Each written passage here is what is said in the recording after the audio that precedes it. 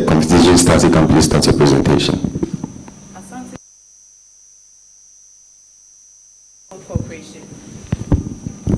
Asante Gold Corporation is a fast-growing player in the gold mining sector, yet their stock remains undervalued.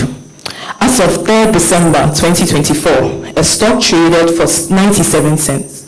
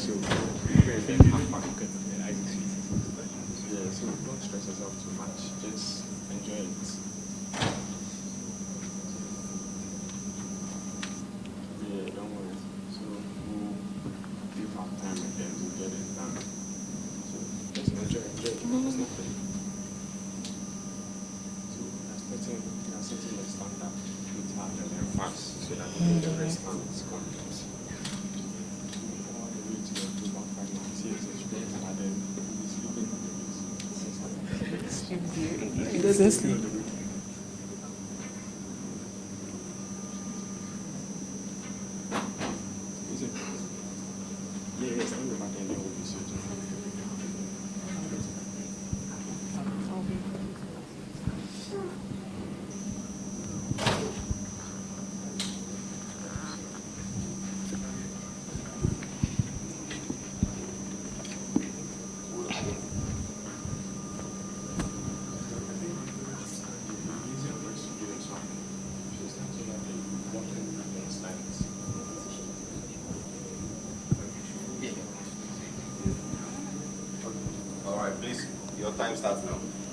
Asante Gold Corporation is a fast-growing player in the gold mining sector, yet their stock remains undervalued. As of 3rd December 2024, a stock traded for 97 cents. Well, today we, Star Research Advisory, are here to suggest to you a buy recommendation of a target price of $1.65, offering you the potential to gain 70% on your investment.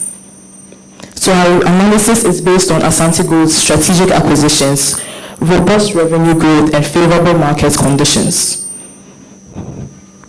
So Asante Gold is a Canadian-based developer, but they have substantial reserves in Ghana. They are listed on various stock exchanges, including the Ghana Stock Exchange, the Canadian Stock Exchange, and the American over-the-counter markets. They also own and operate the Bibiani and Shirano gold mines with a combined total annual output of over 400,000 ounces. And they also are looking to further develop the Kubi gold mines for future projects. The global mining industry is expected to grow by 6%, and the major players in the industry include BHP Group, China Shenhua Energy, Rio Tinto, along with the others. The demand and supply, the global demand and supply shows a slight increase in 2024 in the demand aspect, and this is accounted for by the increase in the central bank's buying and also the increase in gold investments. The gold price chart shows a steady increase in gold prices over the past 2 decades with notable peak years, which are accounted for by the lingering effects of the 2008 crisis, the Russian-Ukraine war, and also the COVID-19 pandemic. And we as a team believe that this is going to continue considering the current geopolitical tensions. Asante Gold distinguishes itself in Ghana's thriving mining sector by having a lower all-in sustaining cost as compared to its peers and as compared to the average global all-in sustaining cost. Ghana is the leading gold producer in Africa and was ranked 6th globally in 2023. Asante Gold leverages this strategic positioning to capitalize on the industry trends. Below below is an illustration of Michael Porter's 5 forces as applied to the gold mining industry in Ghana. Threat of new entrants remains low because of the significant barriers. Threat of substitutes also remains low because of the unique value of gold in the sectors that it is demanded for. Bargaining power of suppliers is, however, moderate because the gold mining industry falls on specialized machinery and skilled labor. Bargaining power of buyers also low because the price of gold is market-driven and is consistent with global demands. And competitive rivalry is on the higher end because the Ghanaian mining industry is filled with multinationals like Newmont and Goldfields who are all striving to maintain and expand their market share.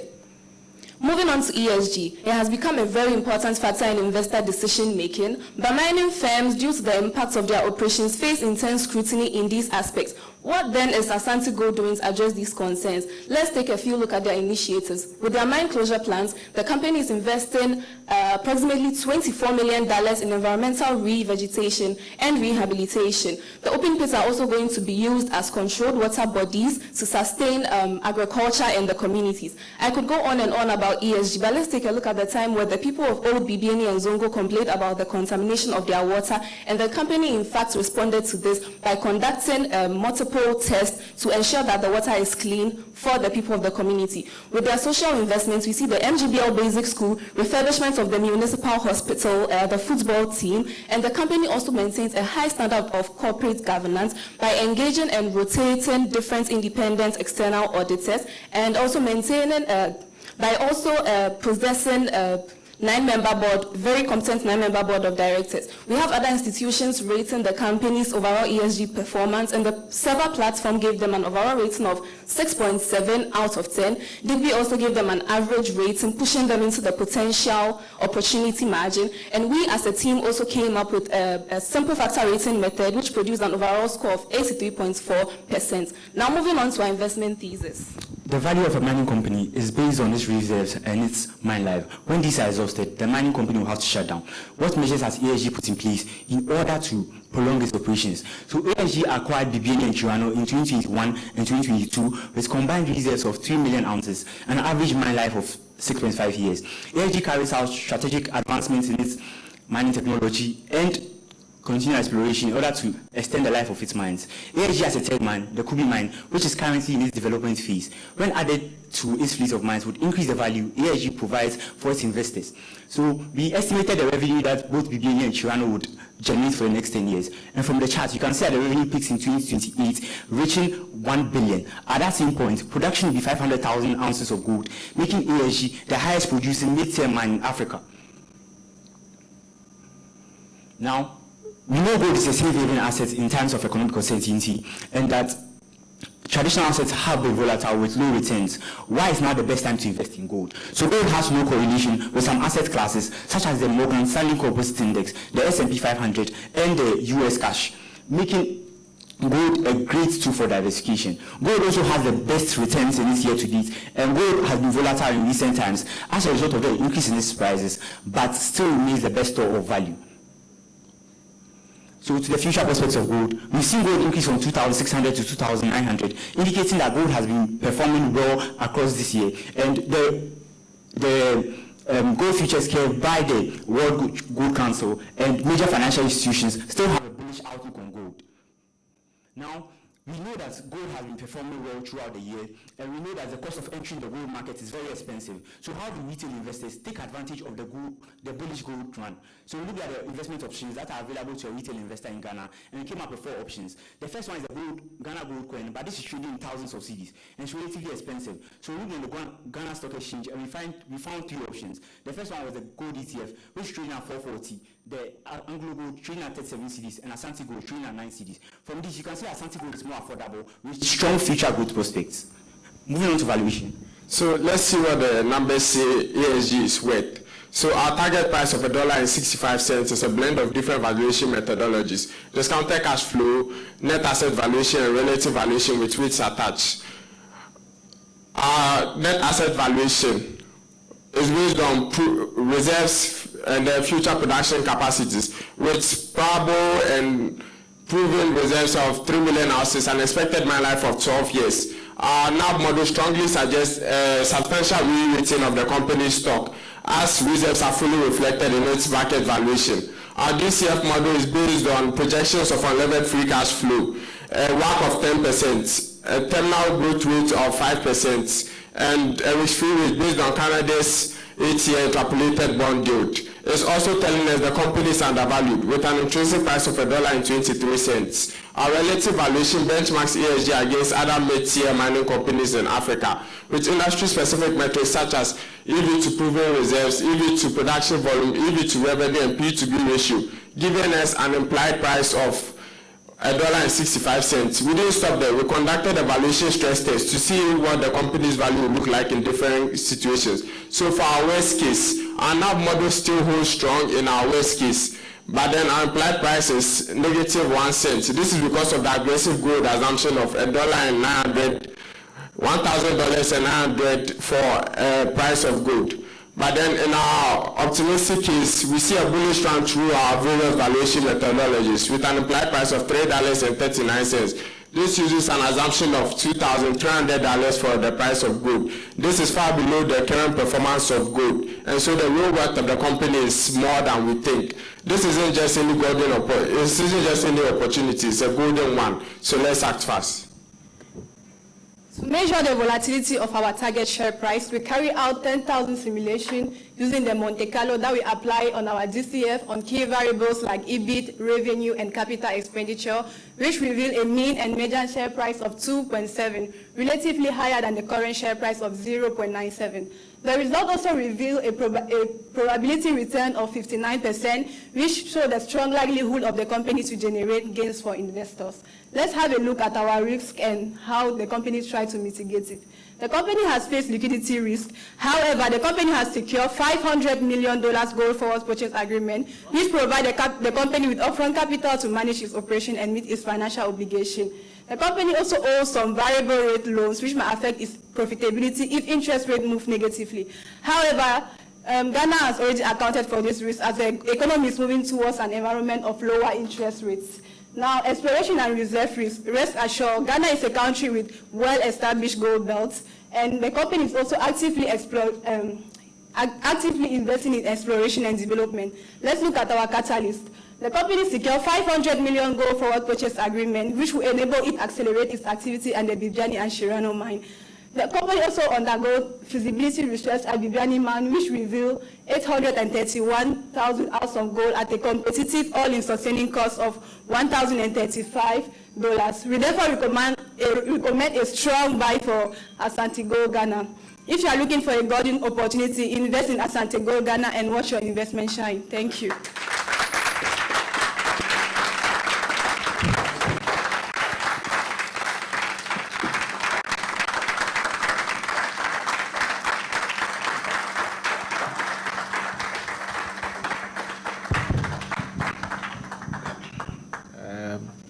Thank you very much, team staff. First, let me say well done. Doing analysis on mining and gold is a very tough, and at your age, I don't think I could have done that at your age, so well done. Just go back to your slide on, I don't know, the one that was comparing New Gold, Asante Gold. Yes. So you guys lost me here. Are you selling me gold or you're selling me Asante?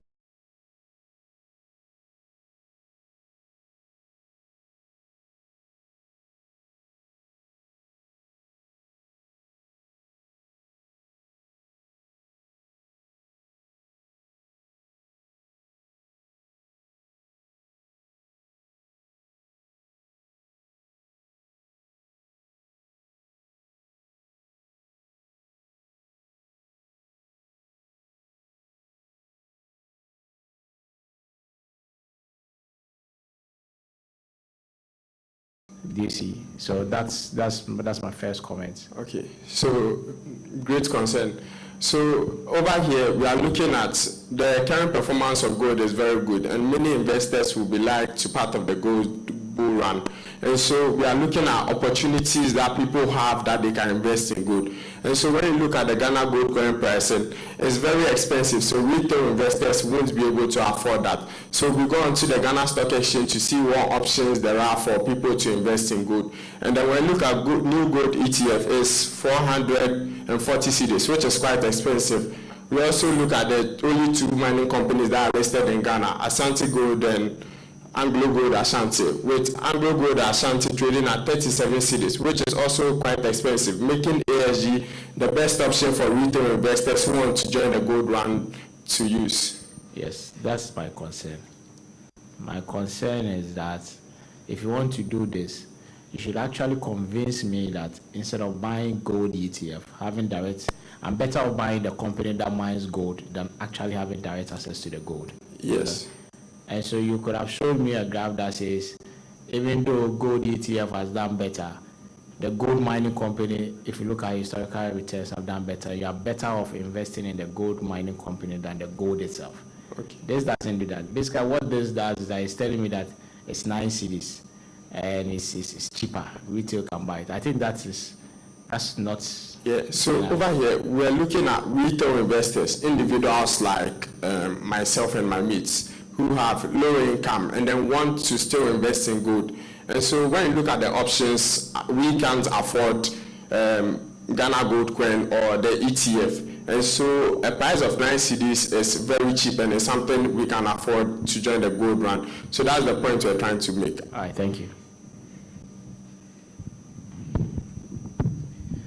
Thank you. So just maybe 2 quick comments. Can we talk about the AISE? All right. I see $1,035. That's what is that projected or that's current? It's projected. Okay. And then in your analysis, did you look at where it is now and how long it takes to the projections and what are the risks, in getting to this 1,035? Okay, so the current all-in sustaining cost for the company is $1,300. The $1,035 you saw is as a result of recent feasibility studies at Bibiani Mine, which show that they can reduce their all-in sustaining cost to $1,035 per ounce in 7 years. And so the risks that could affect this is maybe the exploration results. They think with proven reserves, they think gold is there, but then they go to mine it and then they find out it's maybe difficult. The company mitigates this by having a diversified portfolio, and so they are not just into one mine. They have Bibiani, Chirano, and the Kubi gold mine, which is currently in its development phase. There are also sub-mines, Rasostata Pit and Co., which have all shown great results. All right. Okay, so let me add my voice to what Isaac said. Congratulations for joining this challenge.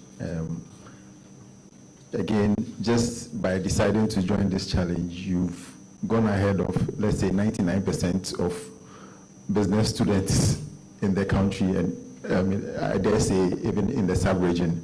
You've opened yourself to a lot of opportunities in terms of your career and even learning in general. Can you go to the slide where you have anything on the financial analysis that led you to your evaluation results? Okay. So the appendix, please. Go to the appendix map. It's at the end after, thank you. Okay, appendix map.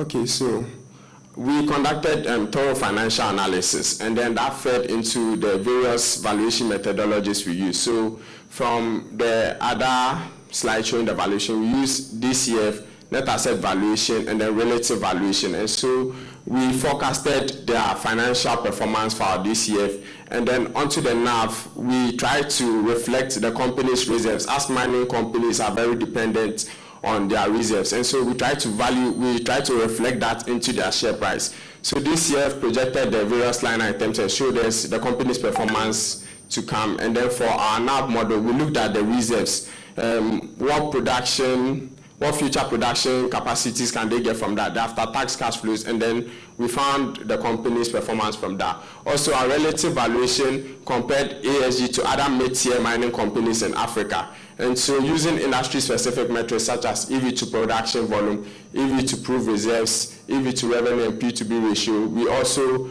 analyze the company from that end too. Okay, so my focus here is on the revenue projections. Okay. I mean, I'm sure during your research you found that, I mean, for a gold mining firm, you could have reserves, I mean, based on geological studies and all of that. Coming out of, bringing the reserves out of the ground takes, I mean, it requires certain capital commitments. Now, the company you are talking about, as we speak, do they have the resources required to generate the revenues based on your projections? Because I look at your revenue projections, they are quite optimistic. The forecast price for gold over the next 5 years, I believe, is also quite optimistic, right? So did you really assess the financial risk this company faces in arriving at your final value? So the company in December 2024 acquired 500 million gold forward purchase agreement, which provide the company with upfront capital to manage its operation and generate revenue. The World Council Gold also projected price of gold to increase alongside demand too, which will boost the revenue of the company. And the company actively invests in exploration and development and has already gotten the South Rusa Stata pits and also in stage of developing the QB mine. Also, I would like to add that our assumptions were very aggressive. The current price of gold is $2,900, but in our base case, which gives us the target price of $1.65, we utilize a gold price of $2,100, which is way lower than what the current performance of gold is. And to add to what my colleagues are saying, the company also has specialized equipment that they use in their exploration. Okay, so I see your production forecasts, right? Getting to those production forecasts requires certain capital investments. As we speak, the company doesn't have the resources required to make those investments.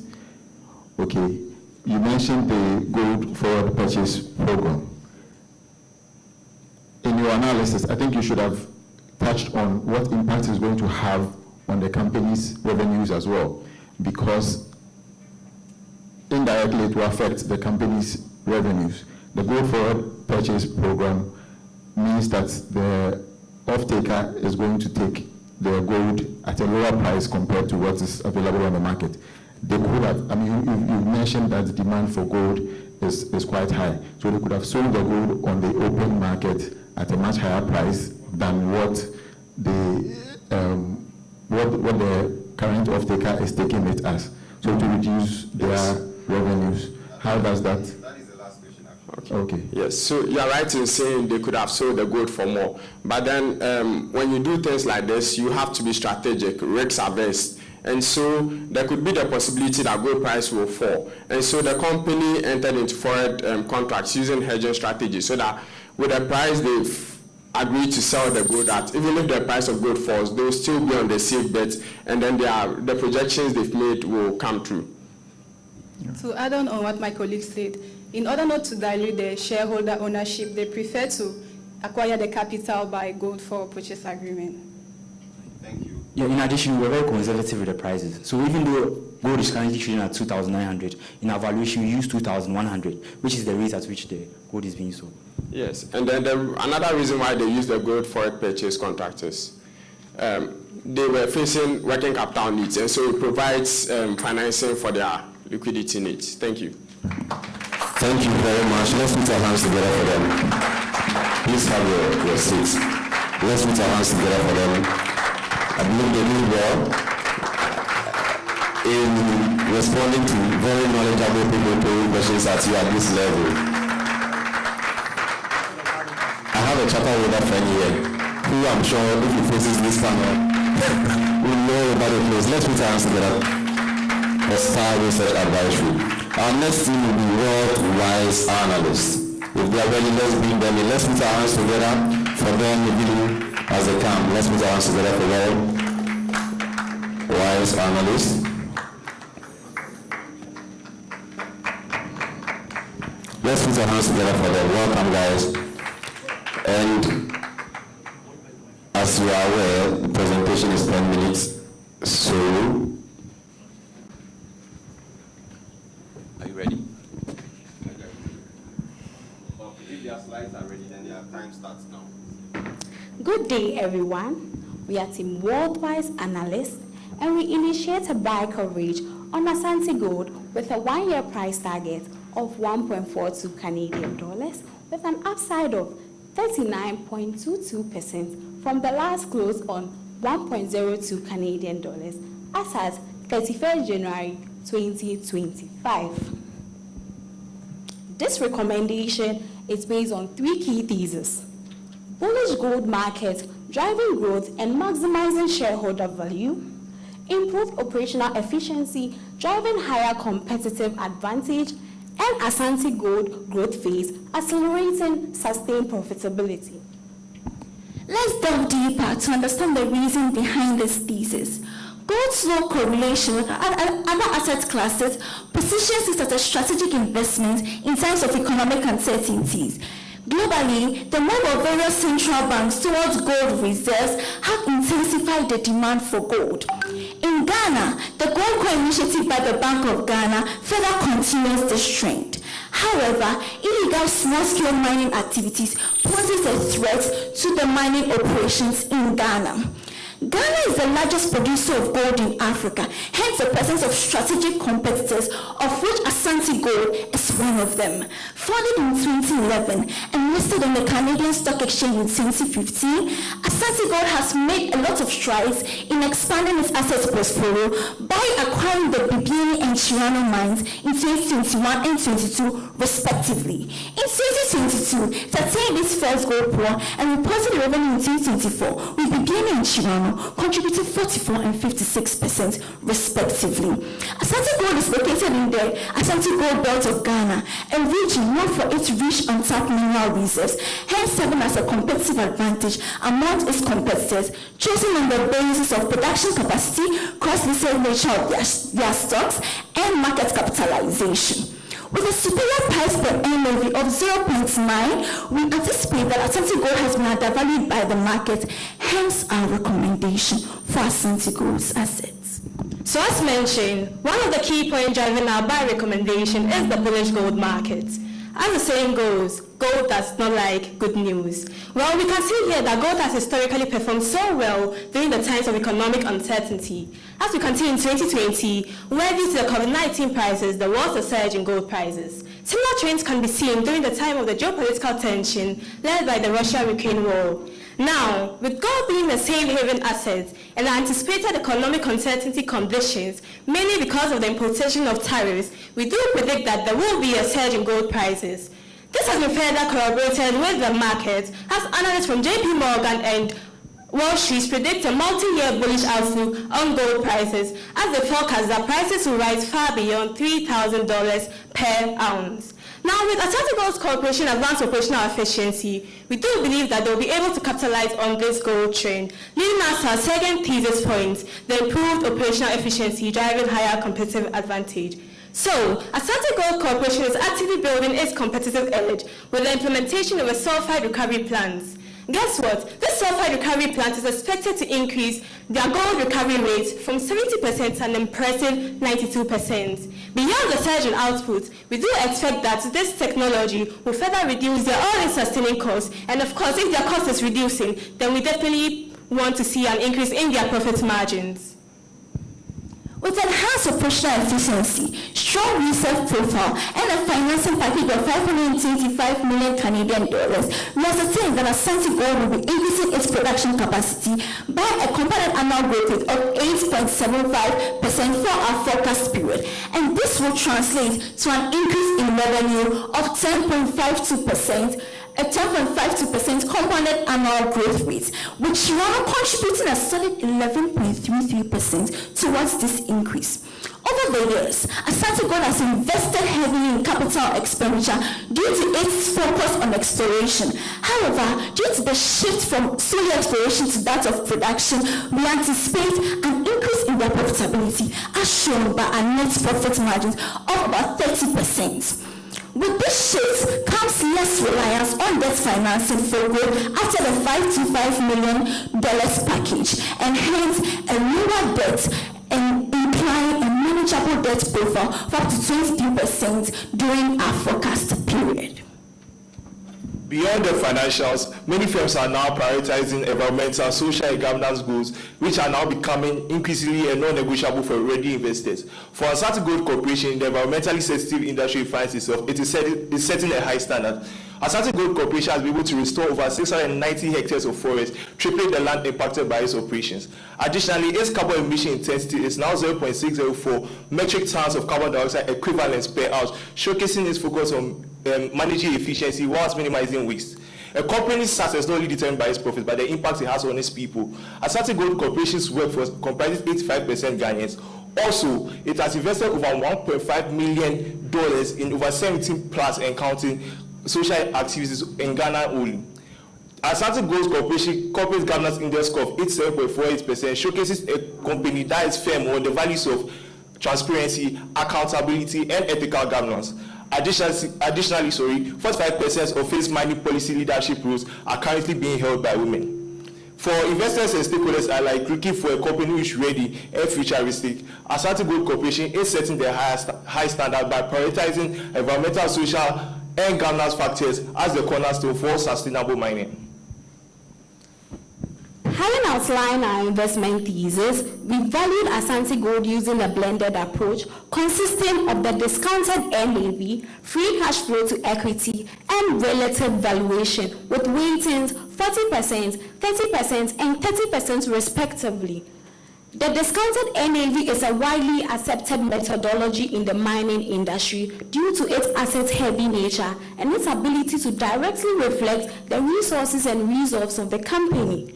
With our discounted NAV, we estimated the NPVs of both mines together with other assets, making corporate adjustments, and arrived at an implied share price of 1.38 Canadian dollars. To further validate our model, we conducted a sensitivity analysis and found out that this price can rise as high as 1.94 and as low as 0.95. Also, we conducted a scenario analysis and found out that this price can rise as high as 1.52 under the bull case and as low as 0.95 under the bear case. Moving on to our relative valuation, we benchmark Asante Gold against similar mid-tier companies across Africa. So in terms of our EV to revenue, Asante Gold has a multiple of 8.0, which is above the industry average of 6.2, giving us a competitive advantage. Bringing all these valuation methodologies together, that is the discounted NAV, relative valuation, and the free cash flow to equity, discounted using the terminal growth rate of 2.9 and the cost of equity, we arrived at an implied share price of 1.42 Canadian dollars. We recognize three key downsides to our valuation. Asante Gold has most of its cash and cash equivalents denominated in dollars. However, most of its international transactions are denominated in US dollars. Any downside movement in the exchange rate within these two currencies will lead to foreign exchange losses, which will reduce cash flows and hence profitability. To mitigate against this, Asante Gold is currently using financial derivatives such as forwards to hedge against the adverse consequences this may pose. Moving on to operational risk. In these increasing terms of illegal mining activities, any illegal mining activity on Asante Gold's concessions could negatively affect its asset base and reserves, which would negatively affect profitability. To mitigate against this, Asante Gold is currently employing social workforce and improving on its ESG initiatives to improve social sectors. Dear investors, with a bullish gold market outlook, improved operational efficiency, and Asante Gold Corporation's growth phase, we are confident of our buy recommendation of Asante Gold Corporation with a target price of 1.42 Canadian dollars, and we believe that now is the best time to act to take advantage of a 39.22% upside. Thank you.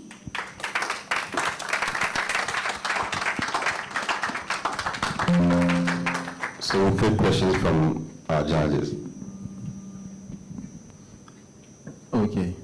Team Worldwise Analyst, congratulations for a very good presentation and for making the decision to join this challenge.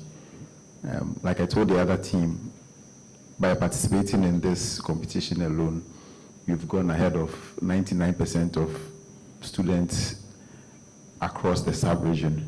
So just know that you are onto something very good. On the presentation that you made, first of all, I want to find out why on the ESG side, you seem to focus so heavily on the governance. You're very light on the environmental and then social impact. Why was that in terms of your delivery?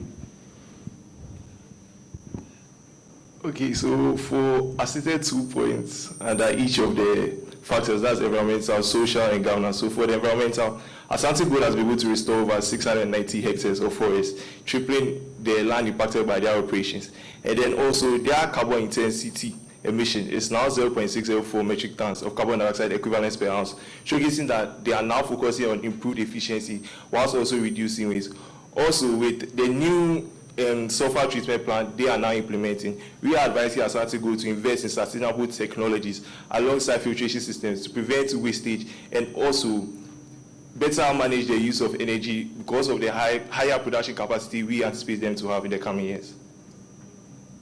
Okay, and also to add that currently Asante Gold Corporation is exiting the exploratory stage, and they're actually starting to make good revenue and doing a lot of impactful projects in terms of making revenue, right?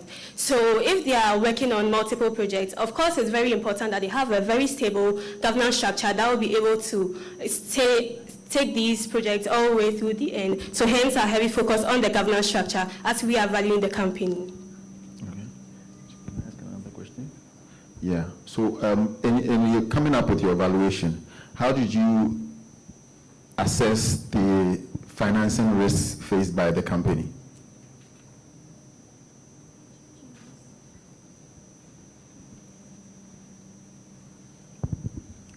So the main financing risk we identified was interest rates. So, as said in the financial analysis, Asante Gold will increase its production in subsequent years, and this will come at an increasing capital requirements.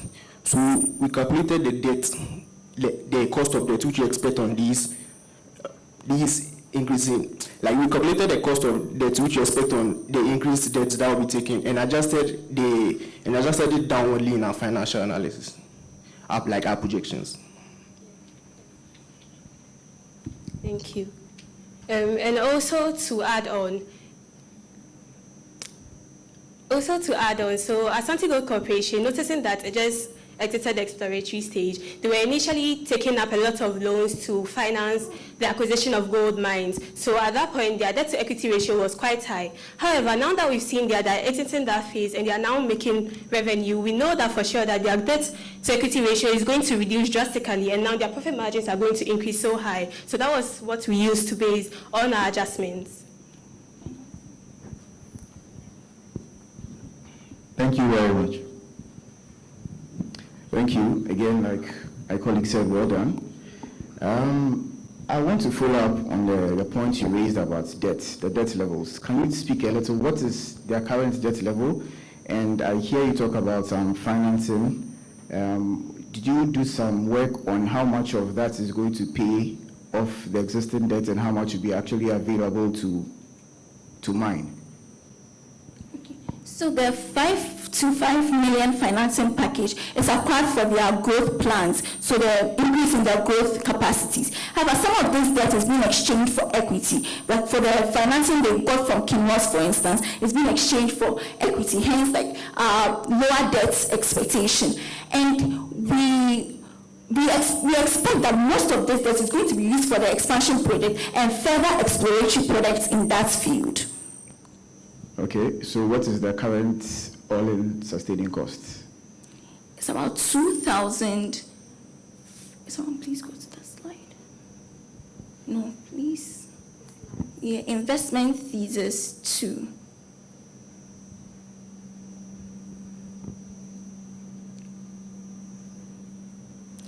It's approximately 2,400 Canadian dollars per ounce. Wonderful. Yes. And then in your analysis, how long before you come down to the, because I think on one of the slides I saw a very nice average. So how long in your analysis do you come from the 2,000 to where that's what you use in your evaluation? In 5 years' time, that's by 2029, we expect that they hit the 1,035 Canadian dollars per ounce due to their expanded asset grade. And asset grade, it means that with a mined ore, they are going to get more gold within a specific ore. So higher asset grade means that. So with more gold, given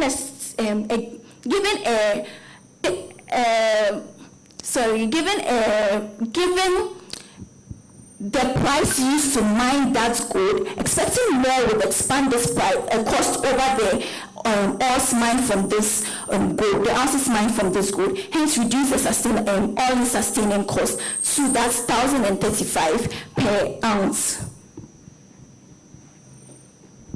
To add on, from our feasibility studies conducted by Asante Gold, we realized that at the end of their mine life, that is 7 years, they will be able to reduce their all-in sustaining cost to 1,035 Canadian dollars per ounce. So that is what we use in our graphs. Okay. Maybe my last question is, you talked about moving from 70% to 90% in one of the slides. And what is can we get an industry how does that compare to the industry?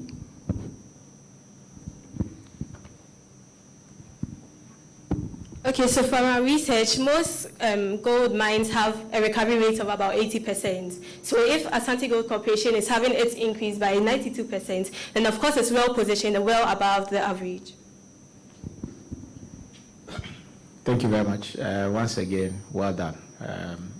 The analysis on the extractive industry is quite tough, so well done. I'll keep it very basic because I want to assume that I'm not a technician. So if your first priority for me is the option of buying or having exposure to the commodity called gold versus buying a company that mines gold, why should I buy the company that mines gold instead of buying directly the commodity gold? Because when I buy the commodity gold, I just have exposure to it directly. Gold could go up and the company could still make a loss. So I feel like that bit you should make a push to say that, look, gold prices are going up, but you are better off buying the company that mines gold because of X, Y, Z opportunity. So that would be my first comment. I don't know whether you want a reaction to it before I move on to the next one. So with buying the actual gold comes storage costs and comes the liquidity challenge. It's not easy to liquidify your asset when you buy just the gold in its raw state. And even storage issues come, because I think if you buy the raw gold bar, you'd have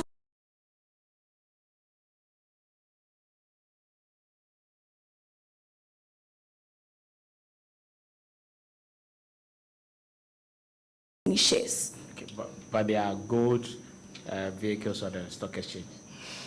Okay, but let's move on. A lot of where I see the opportunity you are driving at is on the Bikini and the Chirano mines that you're expecting to ramp up in production. I didn't see the risk that could delay that ramp up in production, because if there's a delay in the ramp up in production, a lot of your valuation and assumption will fall off. So what are the risks that could delay or derail this ramp up in production?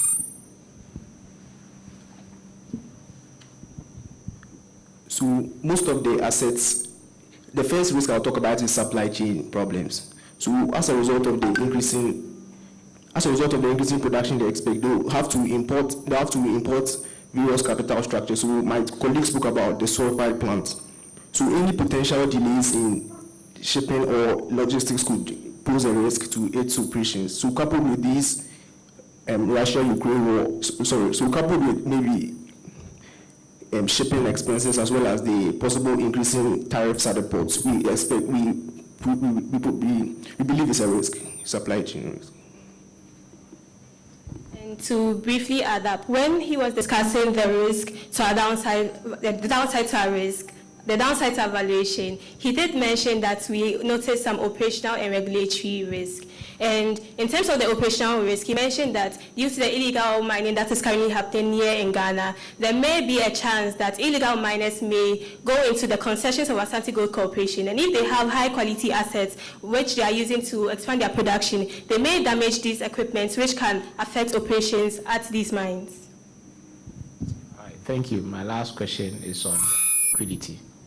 I think you highlighted it that their liquidity is quite low in terms of short term. What would be your recommendation to the company on how to improve on its short-term liquidity challenges? So there's this, they can go into private equity placement to be able to raise some loans, some financing at a very short term. So that could be one way they could improve their liquidity.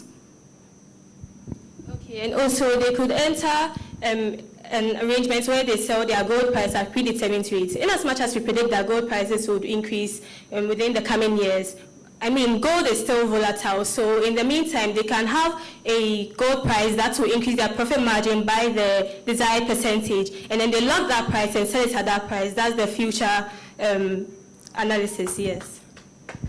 Thank you. Thank you.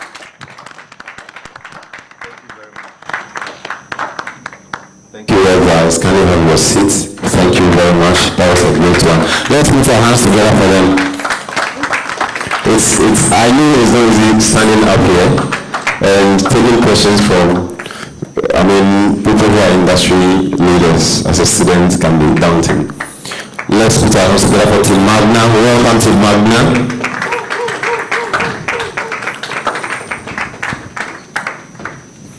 So Team Magna, when you are ready, you will have 10 minutes for your presentation, after which we will move on to questions and comments from our judges. Are you ready? Are you guys ready? Please, your time starts now.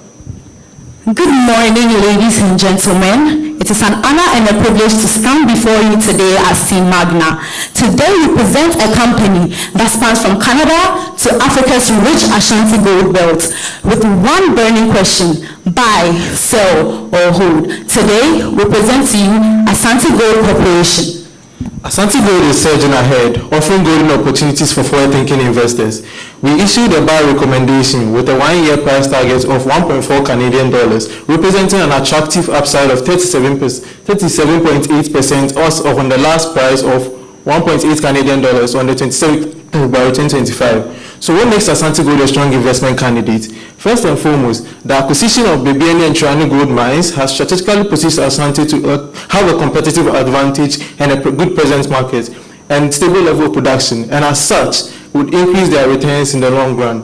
Second, in terms of high operating costs, it simply means that as operations increase, so do their margins. Investment in efficiency and technology, coupled with the rising gold prices, will strategically position Asante Gold to increase its gains. And finally, with the transition from gold exploration to gold mining, Asante Gold finds itself in a key expansion phase, unlocking higher returns for investors at an evaluating rate. So, Asante Gold Corporation is a Canadian mining and exploration company that was founded in 2011. Over 8 years of its exploration, it acquired Bibiani and Triani gold mines, which saw its first gold pour in 2022 and 2023 respectively. It is listed on several stock exchanges with a market capitalization of 528 shares. And finally, for its key operations, Asante Gold has gold agreement sales with financial institutions and gold refining agencies. Now, to further understand the environment within which Asante Gold operates, we conducted an industry analysis. Among the various drivers of the industry, gold prices emerged as one of the most significant factors. For example, the average price of gold rose from about 1,257 USD per ounce in 2017 to over 2,482 USD per ounce in 2024. Now, these increasing prices present significant revenue opportunities for Asante Gold. Unfortunately, a major threat in the industry is the growing threat of artisanal or small-scale mining, particularly in countries like Ghana, where over 85% of the sector is unregulated, unlicensed, or even illegal. Now, the effect of this risk is that it poses increased competition for larger mining companies such as Asante Gold. So in the face of industry drivers and barriers, Asante Gold stands tall among some comparable companies by making significant strides in its total reserves and production capacity, and this can mainly be attributed to the company's commitment to technological development and innovation. A significant component of its strategy involves the development of a sulfide processing plant at Bibiani, which is expected to improve gold recovery from sulfide ore by nearly 22%, further increasing production and placing it above its peers.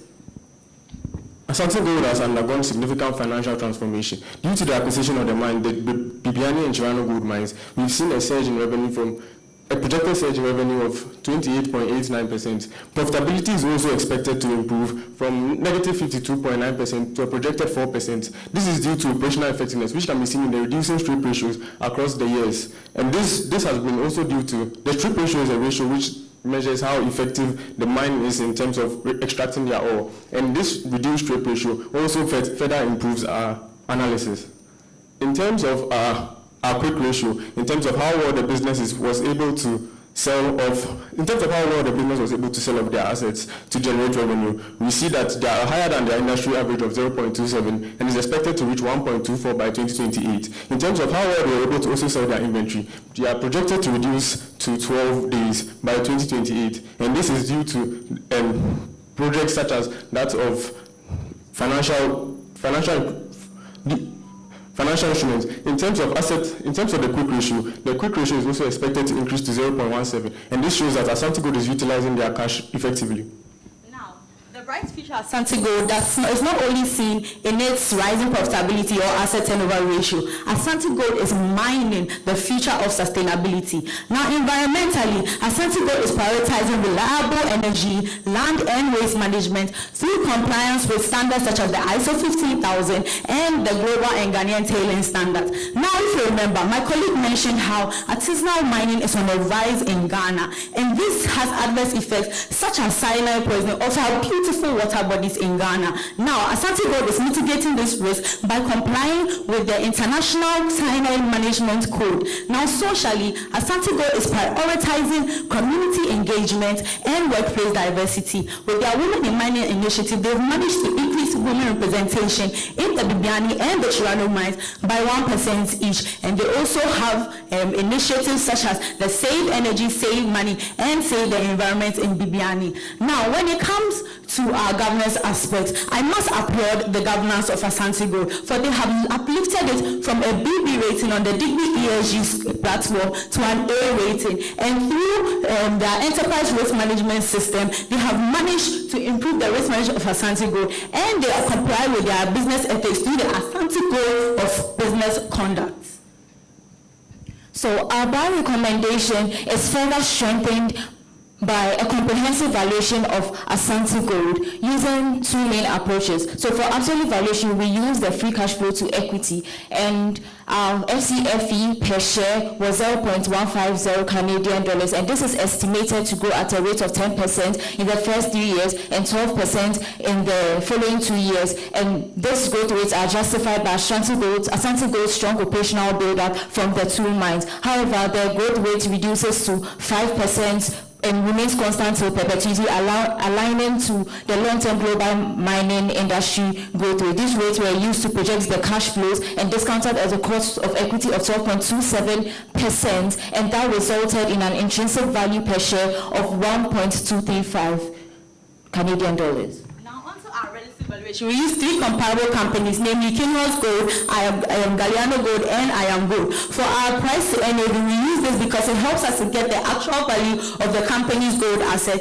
And for the EV to EBITDA, it's used because mining companies have high capital expenditures, and this allowed us to remove non-cash items in order to really understand the operational performance. For the price to NAV, we managed to get an industry average of 3.76 times, and with a final value of 0.94. And with the EV to EBITDA, we got an industry average of 8.80 times with a final value of 1.77. Now, what this is telling us in terms of the P to NAV is that Asante Gold has future prospects that are largely as a result of the strides they are making in building more exploratory mines. Now, the final value was obtained by assigning the following rate. A rate of 55% was assigned to the price to NAV, particularly because it accounts for asset-based valuation. Now, since Asante Gold is a mining company, it's one of its key value drivers is its asset-based. The FCFE was assigned a rate of 30% as it reflects the cash available to equity holders after factors like net debt obligations have been accounted for. Finally, the EV to EBITDA was assigned a rate of 15% as it serves as a benchmark for comparing Asante Gold's valuation and profitability to industry members. This resulted in a weighted average of CAD 1.49, representing a 37.8% upside. Now, this shows that Asante Gold stock might be undervalued and therefore presents significant revenue opportunities. Now, to account for every possible scenario, we conducted a bear and bull analysis. Now, in the worst case scenario where these key factors are declining, and in best case scenarios where these factors are improving, both projections resulted in an upside, further reinforcing the fact that Asante Gold is a significant investment opportunity. Now, despite the fact that we recommend a buy option, investors should be mindful of risks such as potential internal production challenges. However, on the brighter side, Asante Gold's management could counter this risk by optimizing fleet utilization. Therefore, based on our analysis, we recommend a buy. We could recommend a buy with a 1-year price target of 1.4 Canadian dollars, which represents an attractive upside of 37.8% as of 27th of February 2025. Thank you very much.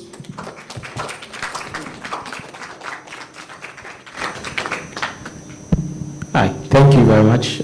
Once again, well done. Just 2 questions from my end. The slide on return on assets, if you could go back to that.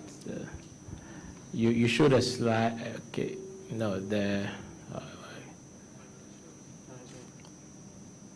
so you, just let me talk through it. There was a slide on return assets where you projected return on assets to be 6% or less than that. Did you guys take a look at the industry average? Please, the return on asset. The return on asset, there was a slide you showed a graph, an evolution of return on assets. Yes, please. Did you, yes, this one. Yes, please, we did. You look at the industry average? Yes, please. How does this compare to the industry average? So this is relatively lower to the industry average. Okay. And we ascertain that due to the fact that they just recently moved to actual mining. And so this would, in terms of the efficiency of in terms of extracting their mine, they're improving upon that with even strategic investment that we've seen, as my colleagues have said. And so we expected that it was going to further increase in the coming years. Okay, thank you. And then on the, basically you said that the market is wrong by declaring that the assets, the company is undervalued.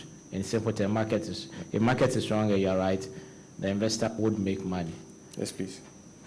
What are the risks that could still keep the status quo, i.e. keep the shares undervalued on the market? Because if the company is undervalued according to you and market still thinks that they are worth less than what you think, I'm not going to make my money back. So what are the risks that could still keep the shares undervalued on the market? And just the second one, I noticed that you guys didn't give us any history or context of, because this is not the first mining company listed on the stock exchange here.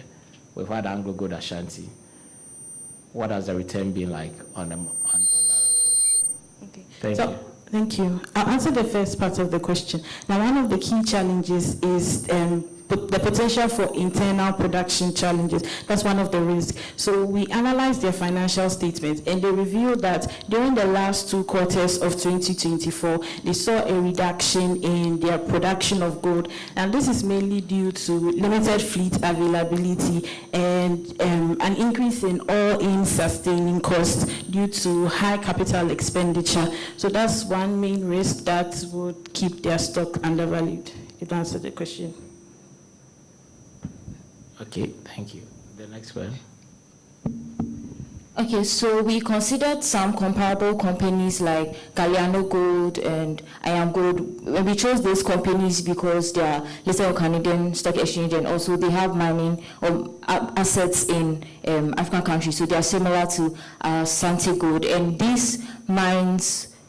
these companies have made significant strides in their production, so they are a little further ahead of Asante Gold, since Asante Gold just recently acquired its Chirano and Bibiani mines in Ghana. Cool, thank you. Well done again. To re-echo the sentiments of my colleague Judge. Maybe just 2 questions from me. Can you please talk me through how you arrived at your cost of equity? So as we used KPM to calculate the cost of equity. So for the risk-free rate, we used the 5-year Treasury bond yield of Canada, which is 2.96% currently. And for the beta, we took the industry beta from Damodaran. However, that beta only reflects mining industries in the US. And so I added the country risk premium of Canada to the beta, and then further adjusted it by unlevering it using the average industry debt to equity ratio, and then re-levered it using Asante Gold's debt to equity ratio. Thank you. And maybe the second one is your slide on outperformance in both bear and bull scenarios. Please talk me through that, please. So for the bear and bull analysis, we took key factors that drastically influences the performances of Asante Gold Corporation and for the evaluation. So in this sense, for that key factors that affect the evaluation, So in this instance, net income played a very important role in the calculation of gross cash flow, played a very important role in the calculation of FCFF. So what we did was to research on the downsides and the upsides that can affect the cash flow of Asante Gold Corporation. And based on that, we came up with a 500 basis points, which accounted for the downsizing or the upsizing of these scenarios. And as that, we adjusted them to be able to understand how these differences in cash flows would affect the current stock price that's currently available. So the same applies for the other ones as well. So for gold price growth, in terms of calculation of revenue, we used the production, for forecasting of the revenue, we used the production multiplied by the forecasted gold price. So as such, to be able to use that for evaluations in different aspects of our calculation, downgrowth in revenue will significantly affect the evaluation methods. And as such, based on research and data we collected from data, we realized that some of these downsides and upsides are, as a result, we were assigned a basis point of 400 for both sides. So when we adjusted for it as well, you can see that this is per one scenario, which if all of them are adjusted, you can see a downside of 1.32%, which still represents an upside of 21.8, despite the downward growth of the company. So to summarize, based on these key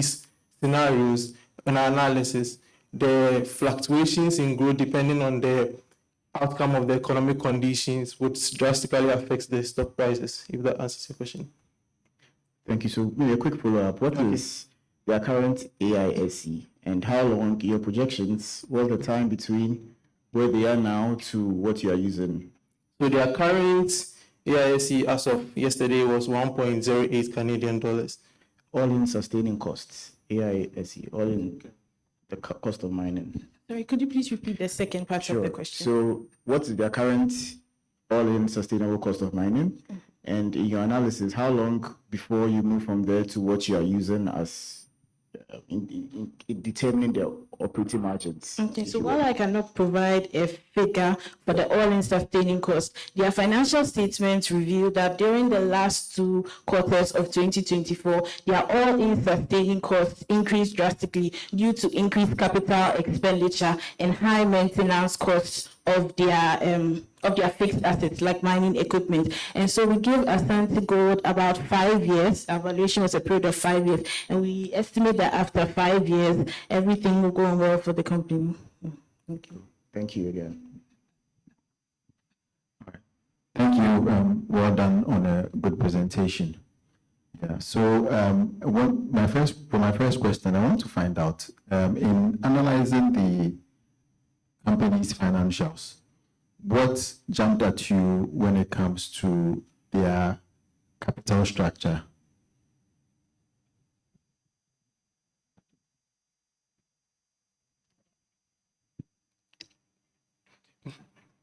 So we noticed that their capital structure is mainly composed of debt, as they were recently in the exploration phase, and so there was a lot of borrowing to help them finance their investment in fixed assets and gold exploration. However, their financial statements from 2024 show that they have managed to pay up over about 70% of debts that they've already taken, and we project that the ability to pay up their debts will increase in the coming years. So, in your revenue projections, did you match them against the capex required to achieve those revenue targets, and how they're going to raise financing to invest in those capital projects? Okay, thank you. So for our revenue projection, the main factors we considered were the projected gold prices, as according to the World Gold Council, gold prices are estimated to increase. We also factored in the company's estimated or projected production, in terms of ounces, and we multiplied the two to get their projected revenue. So those are the main factors we considered in revenue projections. Okay, so in essence, you accepted whatever projections the company had given as what the outcome would be. Yes, this was based on the fact that they previously projected 2023 and 2024, and per their financial statements, they were able to meet those requirements. There was just a slight difference in it. So based on that, and as well as in their financial statements, they have started initiatives of purchasing more property, plant, and equipment to be able to increase their capacity over the longer period of time. And as my colleague rightly said, in the Bibiani gold mines, they are expected to increase production by 126%. All these factors led to us to believe that their forecasted evaluation of their projections could be met over time. Thank you very much. Okay. I guess the question I'm trying to ask is, if they are not able to achieve, or they are not able to raise the capital needed to invest in these projects, how would it affect their revenue, and how does it feed into your overall assessment of the company? Thank you very much. So that was why the Bear and Bull analysis was conducted. So the Bear and Bull analysis factored the revenue as a key factor as well. Yes, so the net income. So with this playing a major factor in it, in the scenario that they are not able to meet certain production capacities, we estimated that growth rate might fall, and that is what the basis points for this encompasses as well. So in adding it to analysis, this is how it plays a crucial role in our analysis. Thank you very much once again. Thank you. Let's put our hands together for Team Magna. They've done well. Can you have your seats? Well done. Now we have market moving. I have to go and look for what moving means. And I just feel like I want to be Gen Z at this moment. Let's put our hands together then, and then welcome them. Market moving. Okay, so if the slide is ready, are you guys ready? Please, their time starts now. Good morning. We are Market Marvel and we are here to provide a detailed equity research report of Asante Gold Corporation. So we issue a buy recommendation using a target market price of 8.89 cedis, representing an upside of 241%. This is as a result of a detailed valuation process using the discounted cash flow method and leveraging on the opportunity growth approach. So we touched on the risk assessment and market analysis, as well as the business overview and ESG of Asante Gold. So Asante Gold was established on May 4, 2011 as a grassroots exploration company, and with time was transformed into a gold production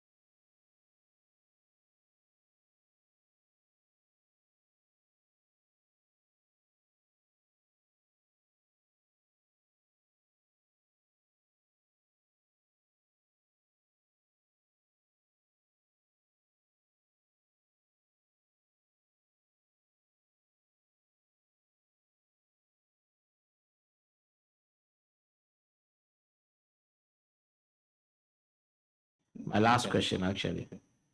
And this is of this, with the benefit of hindsight and time, what's the one thing you change about your report? Please, can you come again? With the benefit of hindsight and time, is there anything you change about your report? No. Okay, thank you. Let's put our hands together again. Market moving. Can you have a seat in the auditorium? Okay. Our next thing will be Apex Analyst. If Apex Analyst is ready, let's have a hand offering.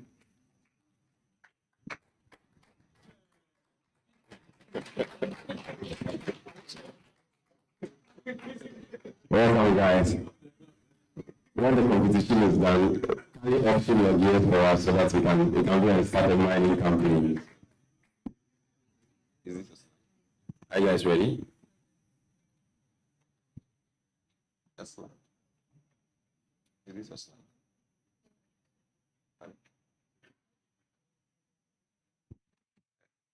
Okay. Please give us a moment. Please, they want to sort out the right slide for.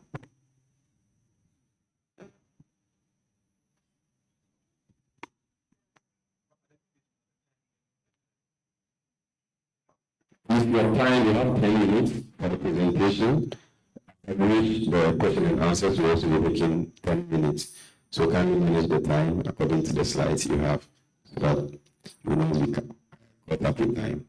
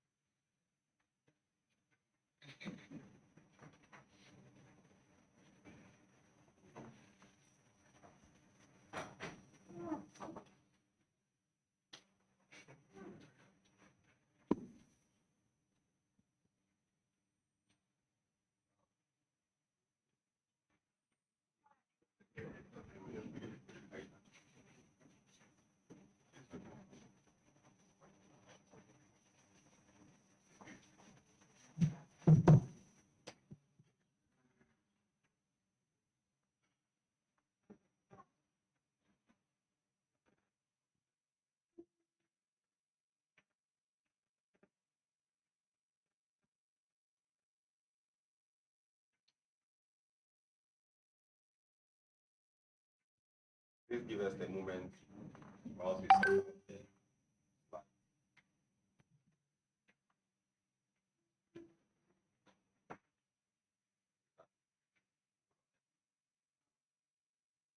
Your time starts now. Good morning, ladies and gentlemen.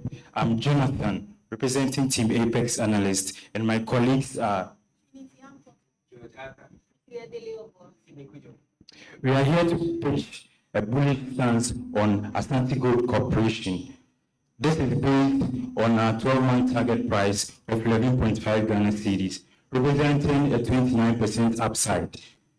Our recommendation is based on our 3 thesis points, which are the potential surge in gold prices, the production growth driven by operational synergies, and the undervaluation of the stock. Asante Gold Corporation, incorporated in Canada, is involved in mining operations and exploration of gold mines in Ghana. Listed on both the Ghana Stock Exchange with a ticker of ASG and the Canadian Stock Exchange with a ticker of ASC. Asante Gold's revenue is driven by its operations in its 2 key mines, the BBNU and Shirano Gold Mine. The BBNU Gold Mine is having an estimated reserve of 1.95 million ounces with a mine life of 8 years. On the other hand, Shirano Gold Mine has an estimated reserve of 1.59 kilo ounces with a mine life of 5 years, and is expected to produce between 130,000 and 140,000 ounces gold equivalent. Moving on on to ESG, Ashanti Gold is committed towards ESG principles despite its vigorous mining activities. This reflects their keenness towards its environment, its people, and the execution of good governance in its activities.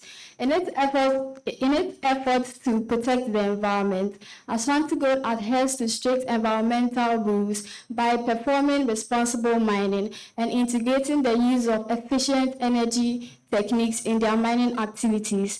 It has also established a partnership with the Ghana Forestry Commission to undertake a reforestation offset project to restore 512 hectares of depleted forest reserves. Socially, Ashanti Gold executes its corporate social governance through the provision of scholarships and ensures the safety of its employees by offering free hygienic treatment. In the affairs of governance, Ashanti Gold depicts its high standards of corporate governance through transparent reporting, ethical business conduct, and stakeholder engagement. Moving to industry analysis, we analyze the gold industry by looking at the Porter forces. Due to high startup costs, barriers to entry in the industry is high. Even though mining companies rely on their suppliers for mining equipment, not a single supplier influences prices in the industry. Therefore, we rate the bargaining power as moderate. Buyers in the industry are price takers. Therefore, their bargaining power is low. Gold is unique. It serves as a cultural heritage in diverse communities, and it has a very strong demand. Therefore, its rate of substitute is low. The industry is made up of multinational companies and local companies, which drive competition in the industry. So we rate the rivalry in the industry as moderate. These factors suggest that the industry is profitable and you should invest in it. Our investment thesis: we support our buy recommendation with the potential rise in gold prices. We are expecting gold prices to continue to rise due to ongoing geopolitical tensions, which is causing investors to purchase gold as a safe haven asset. As you can see, since the start of the Ukraine war, gold prices have risen significantly. Trump's announcement of tariffs will also increase inflation, which will drive up prices. Rising gold prices will increase Ashanti Gold's profits through higher revenues, which will allow the firm to expand its mines. Why buy? The second reason supporting our stance is seen in its potential to grow significantly through expansion. Now, Ashanti Gold holds 90% interest in two mines located at two known shear zones in Ghana, which is the Bibiani and Chirano zone. Most gold deposits are genetically connected to these shear regions due to the mineral-rich hydroterminal fluid that is generated from the deformation of these rocks that support the deposit of gold. Taking advantage of synergies, Ashanti Gold is currently taking an initiative to link its mine, that's the Bibiani and Chirano mine, which are 15 kilometers apart, to increase links to each processing plant and increase access to logistic and exploration material, which would help in optimizing costs and as well as promote production and expansion. Ashanti Gold has been able to acquire a mining license for the Russian starter pit and also secure $100 million from private placement and an initial deposit of $100 million from a $500 million gold forward agreement. According to management, this financial resource is currently being used in engaging in development initiatives, such as the completion of the sulfide treatment plant and acceleration of ramp-ups. With this being achieved, it's forecasted that sales would increase in February 2025. Production would increase in February 2025 to 9,000 ounces from the chart, and then in September to 23,000 ounces. Now to the third factor. Our final investment thesis is based on the fact that Ashanti Gold is undervalued, providing opportunity for investors. Ashanti Gold recorded its first revenue in the year 2022 and has ever since experienced a 107% increase in its revenue to $575 million as of last year. Due to the successful employment of its strategies, we predict that Ashanti Gold will experience a 15% compounded average growth rate of 15% in its revenue. Just like every company in its early stages, Ashanti Gold suffers from a high high cost per ton due to the successful employment of its strategies, which include operating synergies to reduce costs, increase production, as well as higher good prices. We expect the Asante Gold's AISC, which is the cost to decrease to its projected 775. Now to the financials. Asante Gold recorded negative financials historically due to its exploration phase. However, it has seen an improvement in its profitability as well as its liquidity. With regards to its profitability, Asante Gold recorded an EBITDA of 17.5 million as of the last quarter of last year. Through the increase in productivity as well as reduction in costs, we expect Asante Gold to provide higher returns in equity and higher returns in assets to a forecasted 10.5 and then 3%. Now, due to the nature of Asante Gold, which is its negative financials, the limited number of comparables, our financial analysis is based on forecasted figures. Our primary valuation model is based on a discounted cash flow model with a risk-free rate of 19.5%, a beta of close to 0%. You had a cost of equity of 19.5%. With cost of debt of 6.1%, you have a weighted average cost of capital of 6%. With revenue growth rate at 15%, increasing margin as well as increasing margin, we got a free cash flow to the firm of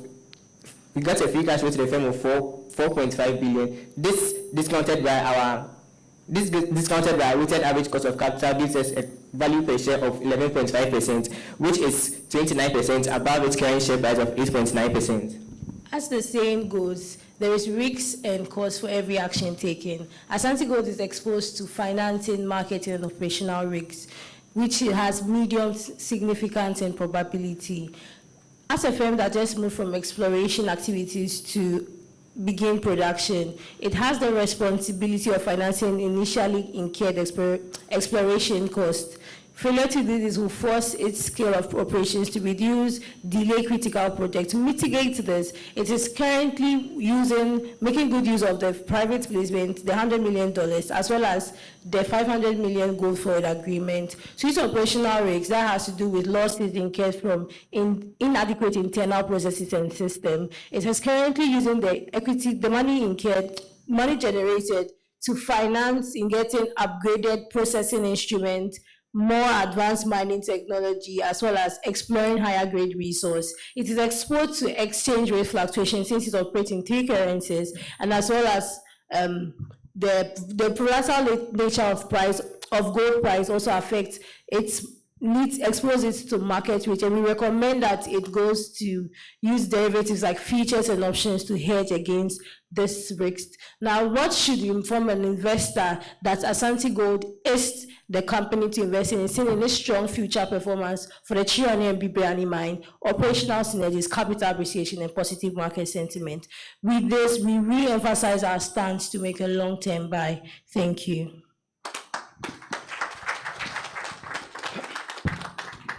Thank you.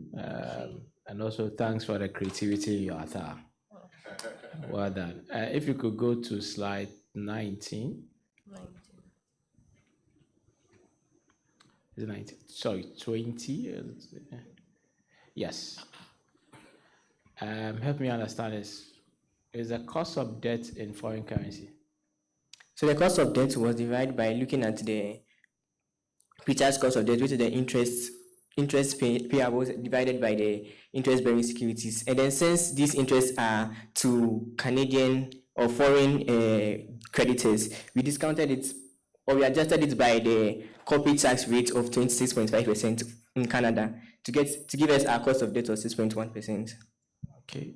And how did you arrive at the cost of equity? So our cost of equity looks at risk-free rate, which is a 10-year government bond of 19.5%, and then because the stock hasn't really moved too much compared to the Ghana Stock Exchange, we had a beta close to 0, giving us our cost of equity of 19.5%. So your cost of debt is based on the macros in Canada? Yes, please. And your cost of equity is based on the macros in Ghana? Yes, please. Yeah, it's like mixing Fanta and Coke together.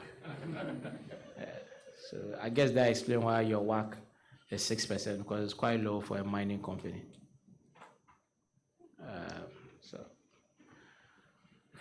Okay. My second question and my last was, you recommended a buy. What would happen for you to change your mind on this recommendation? Thank you. Okay. Thank you very much for that question. For a change in mind would have to do with failure to complete the current undergoing projects that is having to facilitate the production of on its mine. So let's say like the sulfide treatment plant, the ramp-ups, those factors, it's going to affect its production capacity and then shifts out or remove the picture. You see, we initially mentioned that it was mainly focused on exploration activities and moved recently to undergo production. So if it's unable to align the factors it needs to enable them in production, that might have a negative impact on their movements towards profitability. Also, to add to what she has said, I think it will be very difficult for us to project that the forecast will be negative or adverse because the firm has already, the Bibiani mine, which was underperforming, has reported his production has exceeded expectation by producing over 200,000 ounces of gold in just February. This was reported by the company through its website, and also from the company securing its equity financing from the 500 gold forwards, it will be able to complete all its capital projects which are in place to boost the production of the company.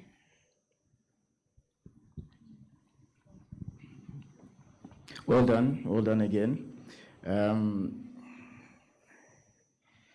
In your slide, I saw an AISC, all-in sustaining cost. Can you explain it to me and why that is relevant? Okay, all-in sustaining cost means it's all in, everything inclusive. So the exploration costs, the operational costs, all the costs involved in the mining activities falls under the all-in sustaining cost. And it's a special metric for the gold mining company, and it is expressed in per pounds. So it's a special metric which includes all the costs, including its exploration activities and everything for the industry.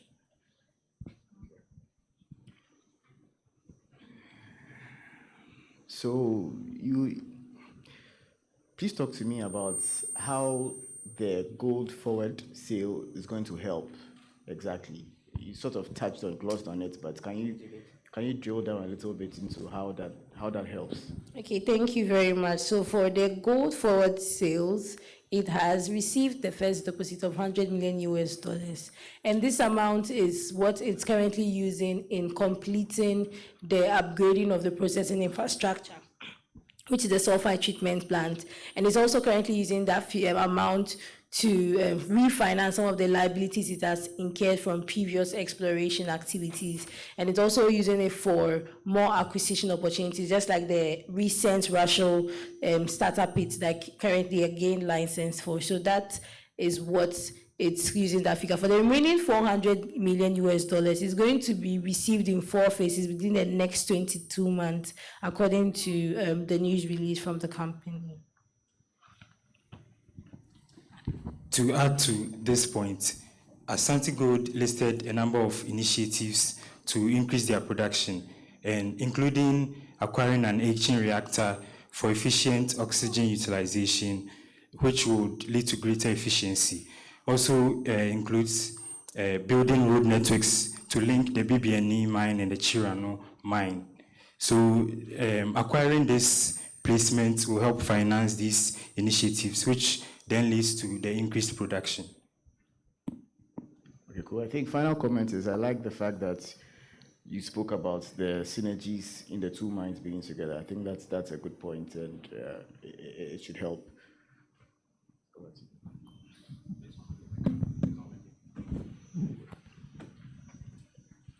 Okay. All right.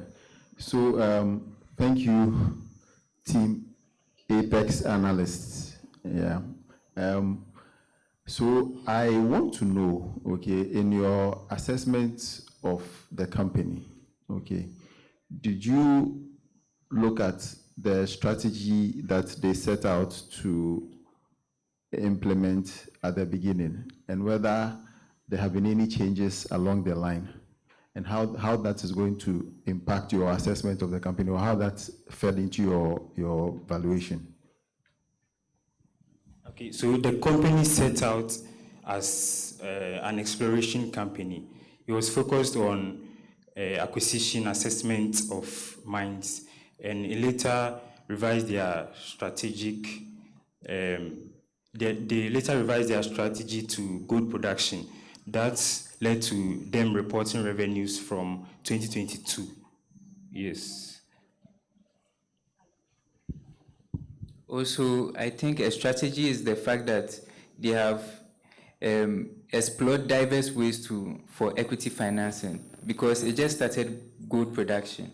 And we know financing is important for growth. And if it goes to the lane of debt financing, it won't help. So it's reached out to other investors, including their own shareholders, and have also engaged in private placement in order to finance their operations. So it's a strategy they changed in the course of the operations of the company. Okay. All right. My other question would be for your valuation, if you can go to that section.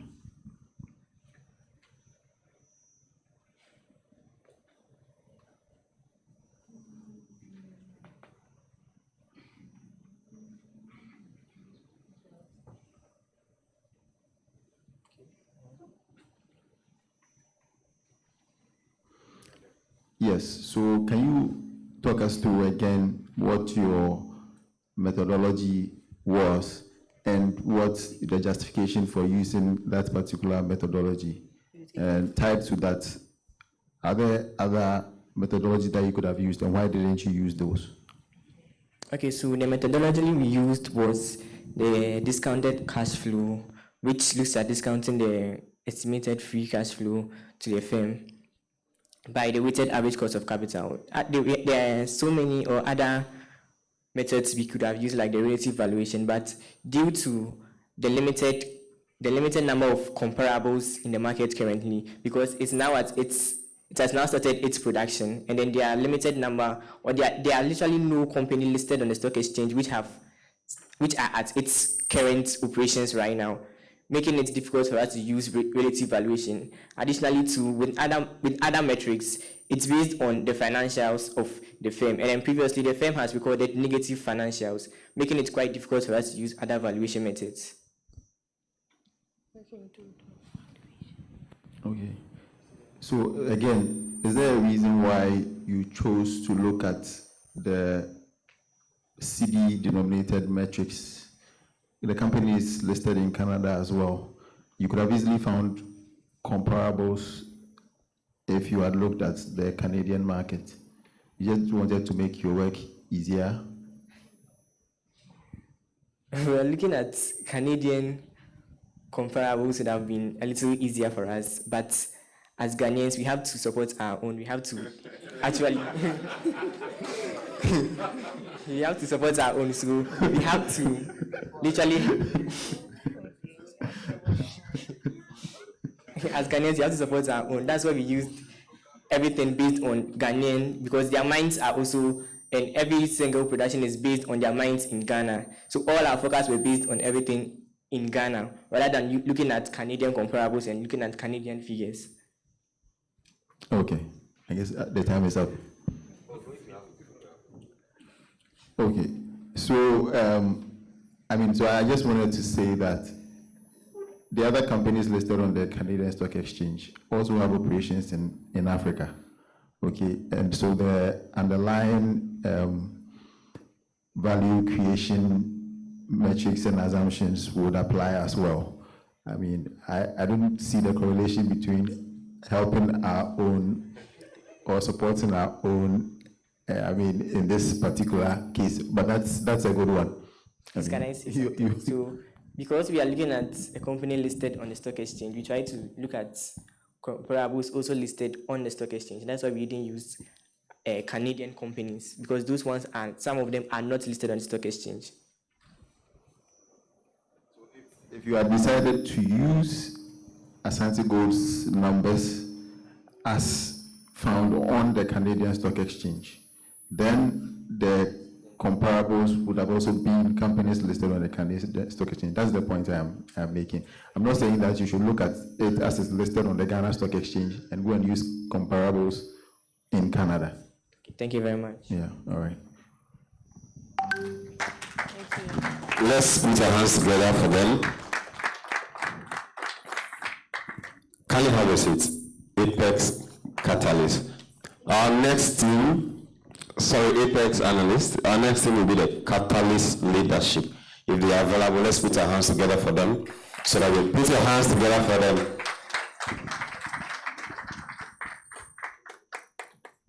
Okay, they are a team of two, very strong two. So your time for the presentation is going to be 10 minutes for the presentation, after which our judges would want to pick through your thought process for another 10 minutes. So if your slides are up and you are ready, you signal me, then we kick it going. Your time starts now. Okay, good afternoon. We are the Catalyst Leadership, and our research on Asante Gold today was based on their financial statements, their potential growth rate, and their contribution towards sustainability. Please. Okay, we issue a buy recommendation with a year price target of 2.1 Canadian dollars, representing an upside on the last close of 1.04 Canadian dollars. And we issue this recommendation based on the strong growth in gold production and revenue expressed by Asante Gold, their cost efficiency and financial stability, and their sustainability and ESG commitment. Now, Asante Gold is a company that was formed in 2011 in Canada. It gained its presence in Ghana in 2014 with the acquisition of the Kubi Gold Mine, and since then they've been operating in Ghana. They are listed on both the Canadian Stock Exchange and the Ghana Stock Exchange. The corporate structure is made up of the board of directors, executive team, and the management team. Their current CEO is Dave Anthony, who also is a board member. He has served for 3 years, and Asante's shares outstanding stands at 501.0 million shares. Please. Now, Asante Gold Corporation is it's a corporation in Ghana, and Ghana has other key players in the mining industry, which includes the Anglo Gold, Ashanti, Newmont, Goldfields, who are all key players in the mining industry. And Asante Gold also finds itself among the top players in the industry, placing Ghana as the 6th largest globally and one of the key producers in Africa. Please. Now, Asante Gold, although small, is fast growing and experiencing revenue growth in the past years, and also expecting an increase in the gold production in the coming years. They run 2 key assets, which are the Bibiani and Chirano gold mines, and own 90% interest in each of the mines, with the remaining 10% going to the government. And yes, please. Okay.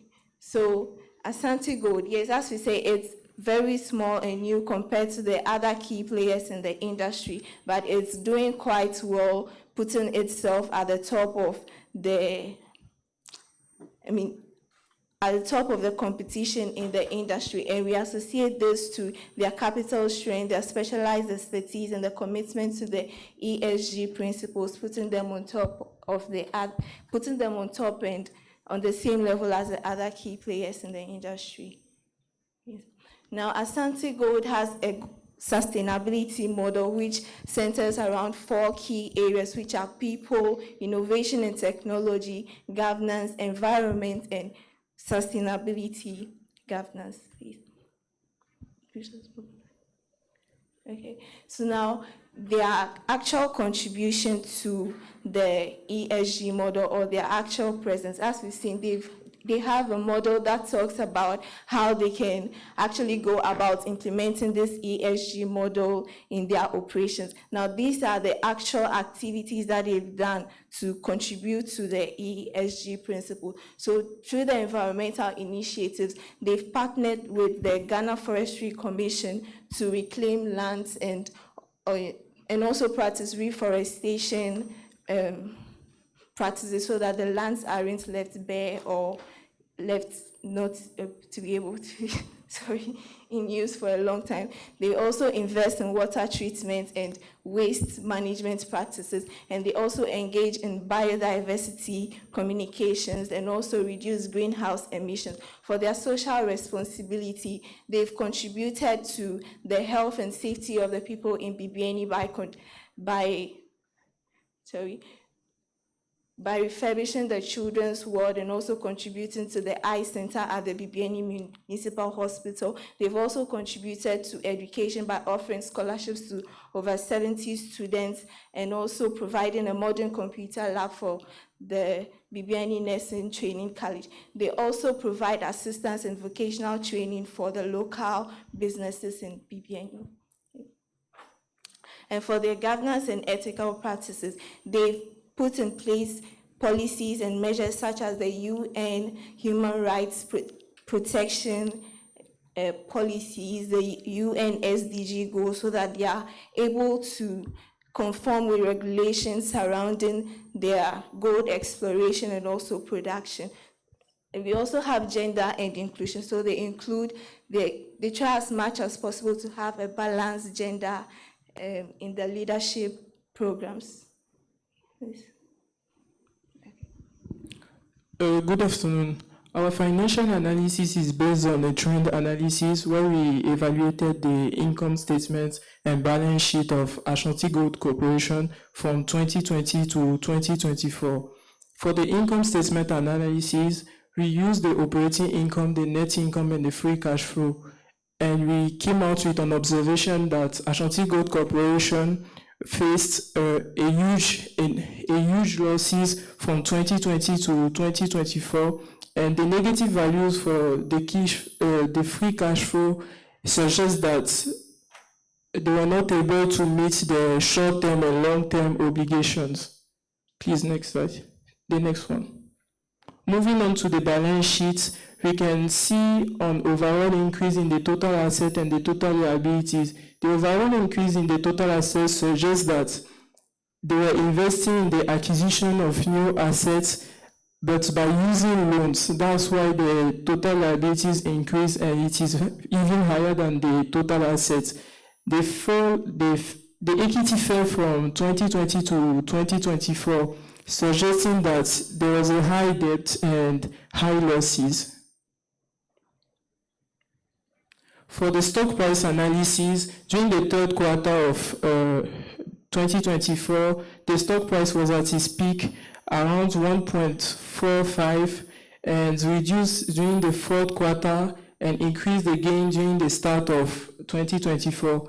The fluctuation in the stock price are one of the reasons of the fluctuation in the stock price, the level of confidence of the investors, because the level of confidence of the investors is based on the performance of Ashanti Gold Corporation. For our financial risk, we started with the credit risk. The credit risk refers to the ability of a third party to meet its obligation. To mitigate this issue, Ashanti Gold Corporation only deals with reputable financial institutions and conduct business with credit-worthy third parties. Please, next slide. The interest rate risk refers to a change in the interest rate which can affect the financial performance of the company. And we can see that Ashanti Gold Corporation relies more on fixed interest than variable interest, because the variable interest can affect the financial performance of Ashanti Gold Corporation. Please, next slide. The liquidity risk refers to the ability of the company to meet its short-term financial obligation and also to quickly convert the assets into cash. To mitigate this issue, the budget prepare financial planning and also look for diverse source of funds. For the foreign exchange risk, to mitigate this issue, they use the forward contract. They establish an exchange rate for future payments, a fixed exchange rate. Please, next slide. Our return on equity risk highlight the fact that they were not able to make a lot of money as more as the investors were investing in the company from 2020 to 2024. Please, next slide. Our valuation is based on market capitalization, where we use the price to book ratio, the return on invested capital, the debt to equity ratio, and the return on assets. For the price to book ratio, it suggests that the stock price of the company was higher than the actual entity book value. For the return on invested capital, it tells us that the company was making a lot of losses, as you can see with the increase in the debt to equity ratio. The return on assets ratio suggests that the company was not able to generate profit by using the assets, so they needed to borrow money, as you can see in the free cash flow at the income statement level. Thank you. And we also use the discounted cash flow model, where we forecasted the revenue growth over the years 2025 to 2028. And for the revenue forecast, we use a rate of 10%. This is because from 2023 to 2024, the revenue growth was around a 9% increase. So we just forecasted it a bit higher than what actually happened. So we use a 10% rate. And then the operating income, we use a rate of 20%, which is the average on the market. We use a tax rate of 30%, and then our operating profit. Okay, so we concluded that we should buy the stock of Ashanti Gold at a price of $2.81 based on their strong potential of financial growth, cost efficient and stability, and then their contribution to ESG and sustainability.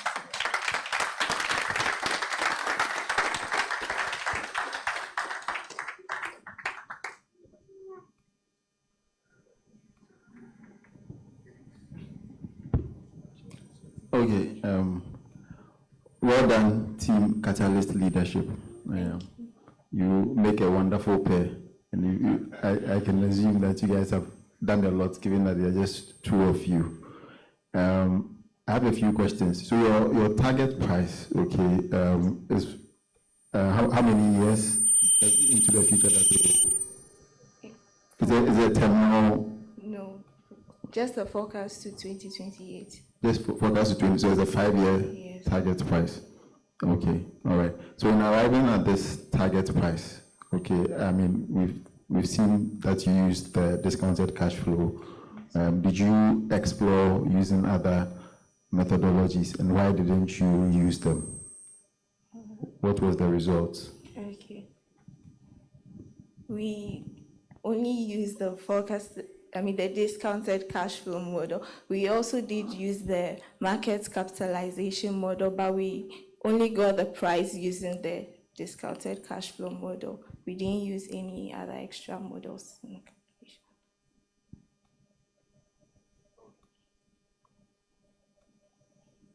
All right. So my other comment and then a question on the ESG section. You listed a number of initiatives and issues that you assessed in coming up with your ESG assessment. ESG is fast evolving, okay? So if you are assessing a company, and you, based on their ESG metrics, you only listed a number of things, right? If I'm sitting here asking myself, so okay, for all these things that you've listed, how do you assess them? Are you able to quantify them against maybe an accepted industry benchmark, or you compare it to, so if you say there's a diversity on the board, is there an acceptable metric that you measured it or compared it with, that based on that you were able to assess or give them a rating? Okay, so what was the outcome of your ESG assessment based on all the things that you listed? Okay, we didn't actually rate it by ourselves, but the independent auditors that Asante Gold employ, which is Digby ESG, which rated them. They were rated a BB on their rating scale. Okay, so next time, I mean, in making the presentation, you should highlight that instead of just listing the metrics, rather. So you say, okay, it's a BB. So the BB means that it places them at a certain level. Yes. Okay, all right, thank you. Well done again. Thank you. Can't be easy just being the two of you doing this, but maybe just can you walk me through how you arrived at 8.31% in your, I think that was your weighted average cost of capital in discounting. How did you arrive at 8.31%, please? Okay, so we didn't actually calculate for it. Okay. We got it from the Asante Gold's investors report, which shows that their weighted average cost of capital was 8.43 as of November 2024. Okay. Okay, cool. Did you do some research on the debt, on the nature of the debt mix? How much of it is in USD and how much of it is in GHS or CAD, Canadian dollar or USD or foreign currency, versus how much is in local currency? Did you do that at all as part of your analysis?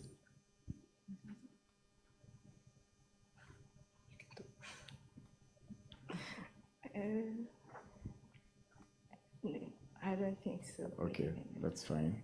Not worries. All right, so I like the fact that you give me like an in-depth sort of background how the company has performed. So now just talk us through the forecast. So like I see a pretty bleak picture, and you rightly stated it. Free cash flow is negative, but how does that turn around?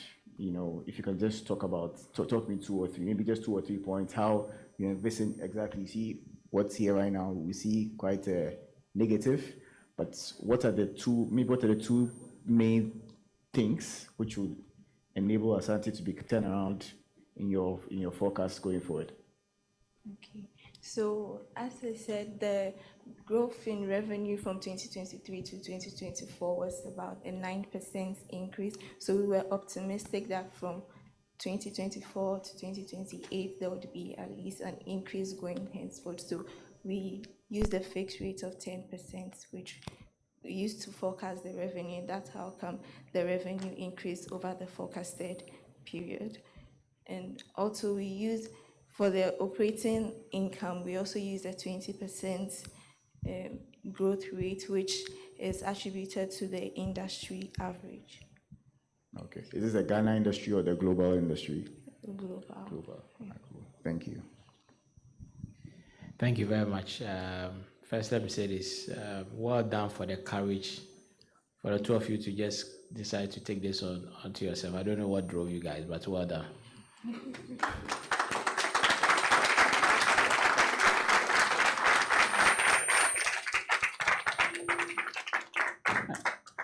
There was just something you mentioned earlier on when it came to the debt that I thought you were onto something, but you probably moved on to the numbers.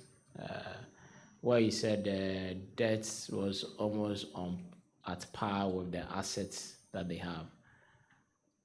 Could it be that in purchasing the mines in purchasing the Chirano and Bibiani using debt, they actually overpaid for it, and so the debt is almost at par with the assets, which is what is creating the dislocation, or which is what is creating the balance sheets challenges that they have. Well, I thought you were onto something interesting, but you kind of move on. This is just a feedback, not a comment. I have no question for you, but I think in doing the analysis, you should always take a step back and ask ourselves, what exactly are we trying to achieve? You get it? This is a mining company that bought mines in Ghana from another mining company using debt. Now the debt is more than the equity. So what's going on here? You know, so I think in doing that, just always take a step back. But what done for me, it's just a courage for the two of you to pick this up, because that's not easy. It's almost like you're walking alone, but well done. Thank you.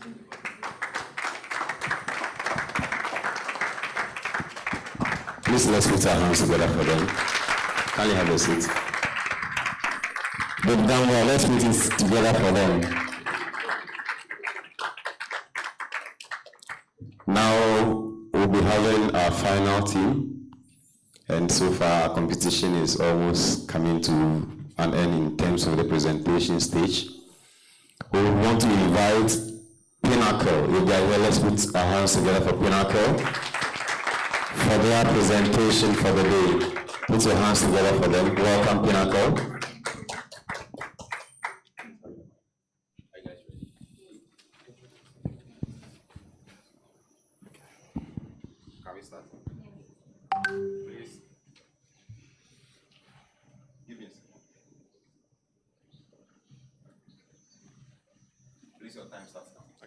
Thank you very much. My name is Enoch Banyera. I'm the team lead for Team Pinacle. My name is Jason Anderson. I'm a team member. My name is Monica Tiwari.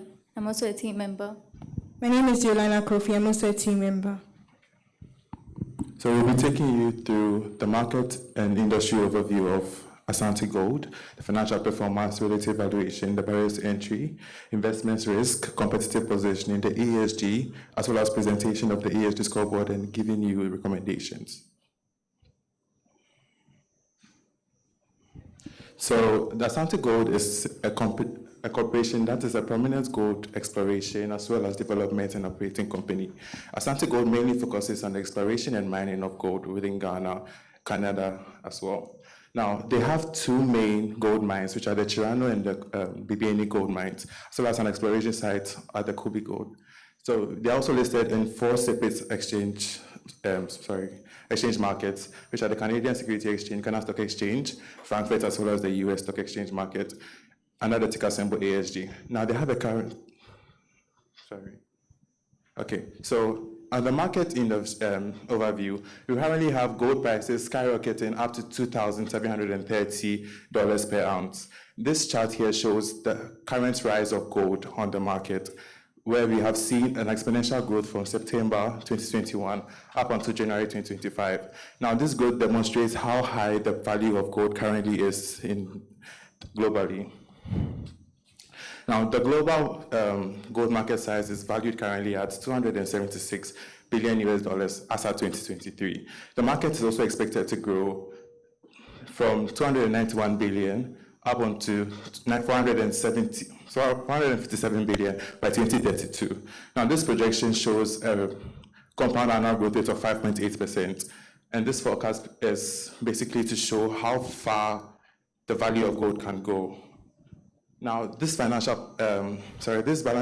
shows the financial performance of Asante Gold as at 2023 and 2024. Now, the revenue for Asante Gold has increased exponentially from 2023, where they recorded 274 million Canadian dollars, and has increased within that year to 575 million Canadian dollars. They also have the total assets coming down from 977 million to 915 million. This shows that they've made further investments to grow the business in the long run.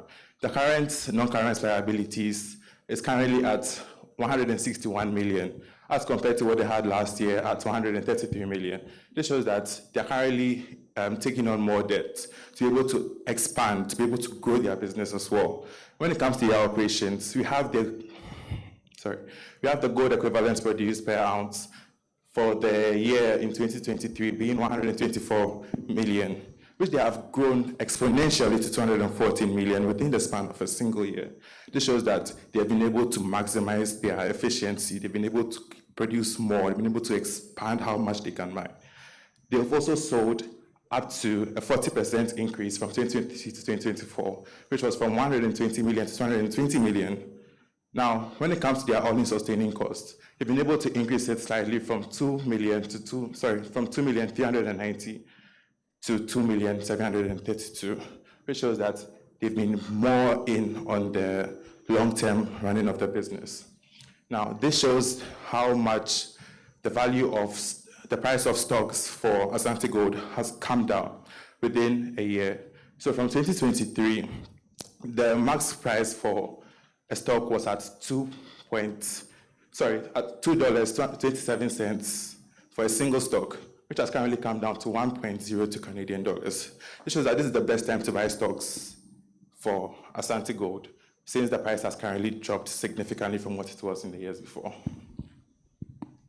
I'll be talking about the relative valuation of Asante Gold and their competitors, Anglo Gold Ashanti Limited, Newmont, and Goldfield. We use the price to earning ratio, the price to book ratio, and the debt to equity ratio to do our relative valuation.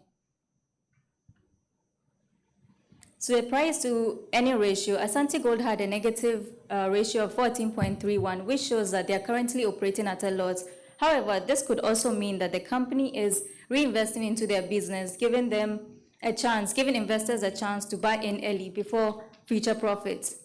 The price to book ratio, Asante Gold also had a high price to book ratio than their competitors, which suggested that investors are expecting strong growth from them. And since they investing, market values its future opportunities more than its competitors. When it comes to the debt to equity ratio, Asante Gold had a high debt to equity ratio than their competitors, which was 2.25, meaning that they were relying more onto debt for their growth. And while this added to their financial risk, it also showed that the company is expanding and by investing into new mines and equipment for future returns. Barriers to entry. So one of the barriers to entry is the energy constraints, which basically means that it's expensive to get stable electricity of high power in Ghana. Another barrier is the infrastructure hurdles, where poor infrastructure can slow the smooth production of the mining companies. Apart from these, governments also automatically own 10% ownership of the mining business, even without contributing to it, which means that any decisions or profits made by them are gone through them. Lastly, if a foreign company wants to own a mining business in Ghana, they will have to invest 500,000 USD into the mining industry. However, if they are to partner with a Ghanaian company, they are to invest 200,000 into the mining industry, giving the Ghanaian citizen 10% ownership. So for the risk, we have operational risk, market risk, and the social risk. Now the operational risk has to do with the risk involved with the daily operations of the company. Now we have equipment and infrastructure risk, where the infrastructure breaks down or there needs to be oiling of the machines. It slows down production and in the long run slows down revenue of the company. We also have safety risk, where it deals with the risk involved with the people working in the front line when it comes to mining. We also have the social risk, where there can be conflict with small scale miners. And an instance is the shooting incident that took place this year, 18th January, where illegal miners intruded on the Anglo Gold mines and they were shot. Also the market risk, we have gold price volatility, where we are looking at price fluctuations, gold price fluctuations, and this could be due to a number of factors. We also have the currency exchange rates, where Asante Gold is producing in Ghana cedis, but it's earning in dollars. And so when the currency or the Ghana cedi depreciates against the dollar, it means Asante Gold Corporation is going to have a high cost of production.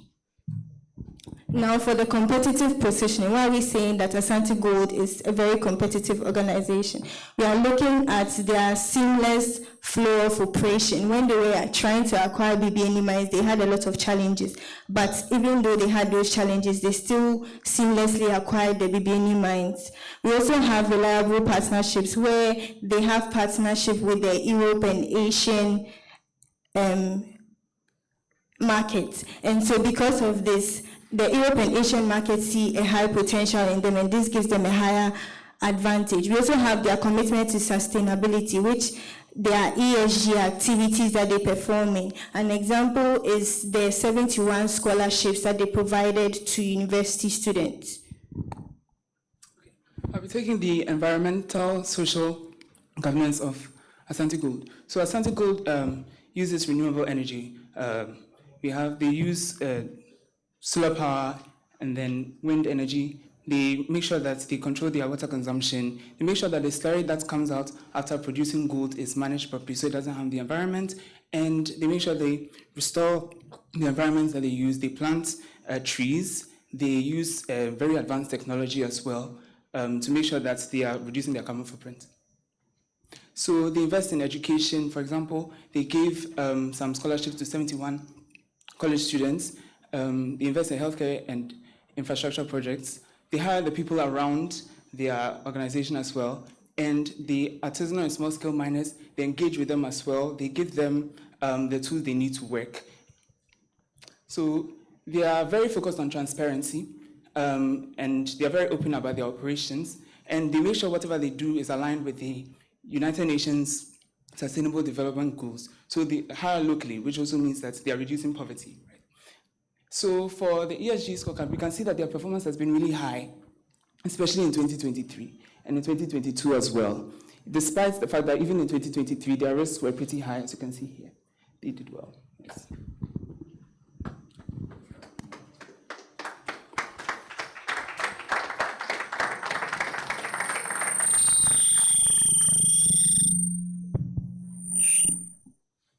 Okay, thank you.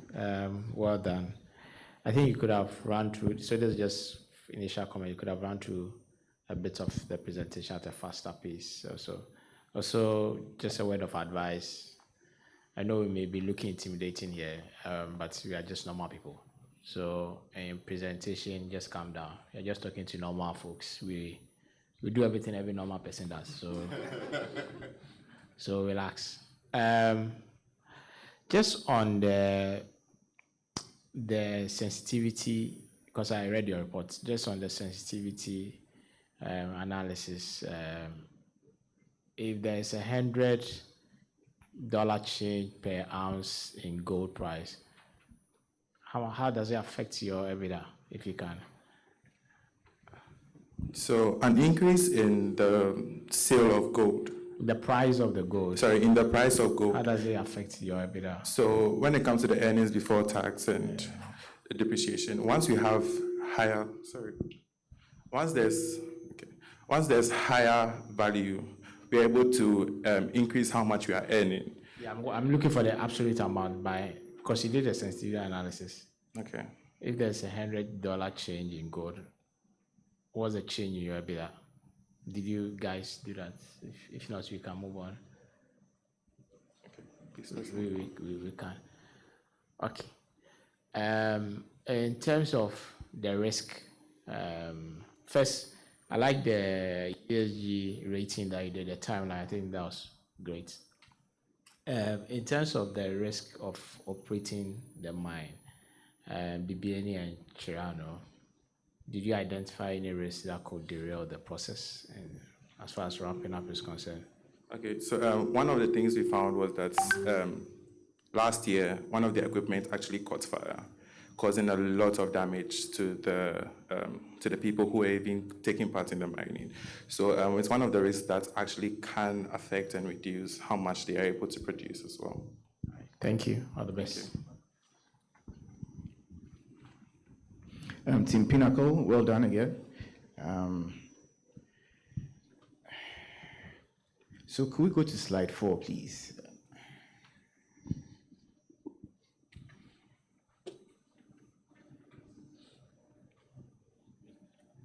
To 4, please. I think 2 more. Okay, yeah. So I like this. You know, this is a nice summary of, you know, what is going on. But can you just talk me through 2024? I see the average price realized $2,614, $2,614, and an all-in sustaining cost of $2,732. So just speak to that, because it looks like it's negative, right? You are selling or you are producing at a higher cost than you are realizing gold revenues. So okay, so regarding that, the consolidated average gold price realized per an ounce was at 2 million in 2023, 2,276,000, right? Now, when it comes to that, as compared to their revenue, you can see that they were able to increase how much they were selling in total. So, in as much as the total figure for the consolidated average per ounce is lower than the revenue, we can tell that when you compare that to the gold sold, you'll be getting a relatively higher figure. That's this. okay, so yes, revenue is going up, but the cost of that revenue is higher than what you're actually getting. Yes. How do you contextualize that in terms of making an analysis on whether or not we should buy the company going forward? Okay, so if I understand your question right, Yes, sure. We're talking about how the current sales of the gold is affecting their revenue. No, I'm talking about the costs of selling the gold is higher than what they're actually receiving. So if you look at the gold realized, that means you sell it for $2,614. Yeah, okay. So 2024 last but 2,614. That's how much you are getting when you sell the gold. Per ounce. Correct, per ounce. Now you are, quote unquote, you are producing it at a cost of 2,700. So it implies that you are producing higher than you're selling. Is that what this is saying? Yes, so in terms of the sales they have made, they have produced more than what they have sold. So currently, Asante Gold has a lot of gold that is yet to reach the market itself. Okay. Yes, and they also have more in the Kubi gold mines which are yet to start to mine in. All right, cool. I'll stop for you. Oh, sorry. Okay. All right. Team Pinacle, I think when it comes to balance, you've met the ESG criteria, 50% male, 50% female, so well done on that. I think that because of time, you didn't get the opportunity to take us through your valuation. So I'll give you the opportunity to do that before I ask my question. The relative valuation. Oh, so that I thought you rushed through it because you didn't have enough time. Are you talking of the financial performance or the relative valuation? The valuation. Okay. What made you arrive at a buy for this company? So I think you can go to the recommendation. Yeah, the recommendation side, yeah. Okay, so we had 3 main reasons why we suggested the buy. Now, the first one being the favorable market and industry outlook. We've realized that gold prices have been skyrocketing from September 2021, and they're currently sold at $2,730 per single ounce of gold. Now, looking at how much Asante Gold has invested into their mines, that is acquiring the BBN gold mine, which was in 2022 where they started mining, so as the Kubi exploration sites, which are yet to start in. We can tell that they are going to be realizing and they're going to be maximizing their profits since they've acquired these assets where they can further acquire more gold to sell to the markets. And they've also made lots of partnerships with the Asians and Europeans as well. Now, another thing is the strong company fundamentals. Now, Asante, like I explained earlier, they have the 3 mines, which are BBNE and Chirano, as well as the Kubi gold site, where they are yet to start. Now, with BBNE alone, they've been able to increase their production by about 40%, their revenue by about 40% since they started mining there in 2022. So in the past years, they've increased their revenue, by 40%. And that was in a single year after acquiring BBNE. Now, the final one is their financial strength and their growth potential. So the company scales their production and benefits from the increasing gold prices. Now, they are increasing the amount of gold they are producing, the amount of gold they are mining, And by acquiring the Kubi Gold Mine, which I here to start on, we can tell that Asante Gold has a vision for the future, for the long term. Now, these are the reasons why we are suggesting a buy into the stocks for Asante Gold. Okay. So you did not do any independent assessment based on the numbers and forecasts and arrive at any base assessment of the intrinsic value of Asante Gold. It's just based on the story.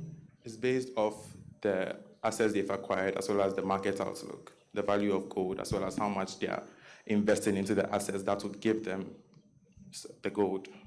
So the investment into BBNE, the acquiring of new technologies, the management, supervision, all of that goes into why we are suggesting the favorable market as well as the industry outlook. Okay. I think it would have been good to translate the story into actual financial matrix that you can point to more easily. You get me? All right. Thank you very much. Thank you too.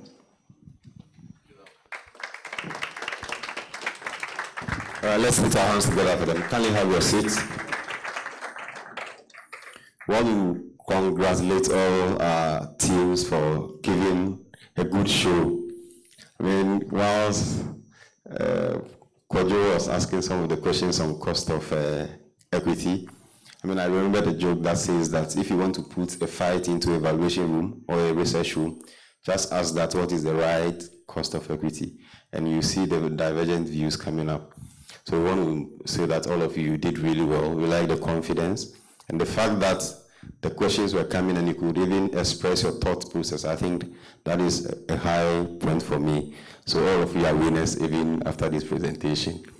We'll be going for our lunch break, and the break is going to be an hour, which means that by 2:30 we should be back up here. And we'll be going, I mean, the elevators are not enough to contain all the numbers. So we'll start in this order. The teams and their faculty will go first. Then our judges and our CFA Society Board will follow. And then myself and Nabenko, Popular Stand can also. Okay, and those of us who have needs to, please, the stairs are also there for us to use.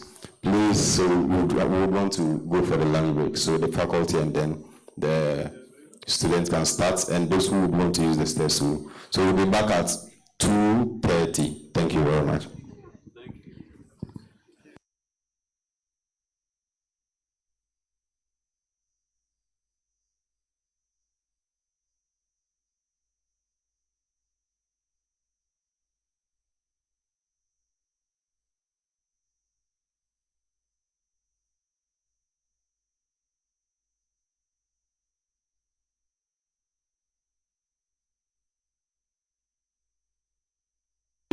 The cafeteria is on the ground floor.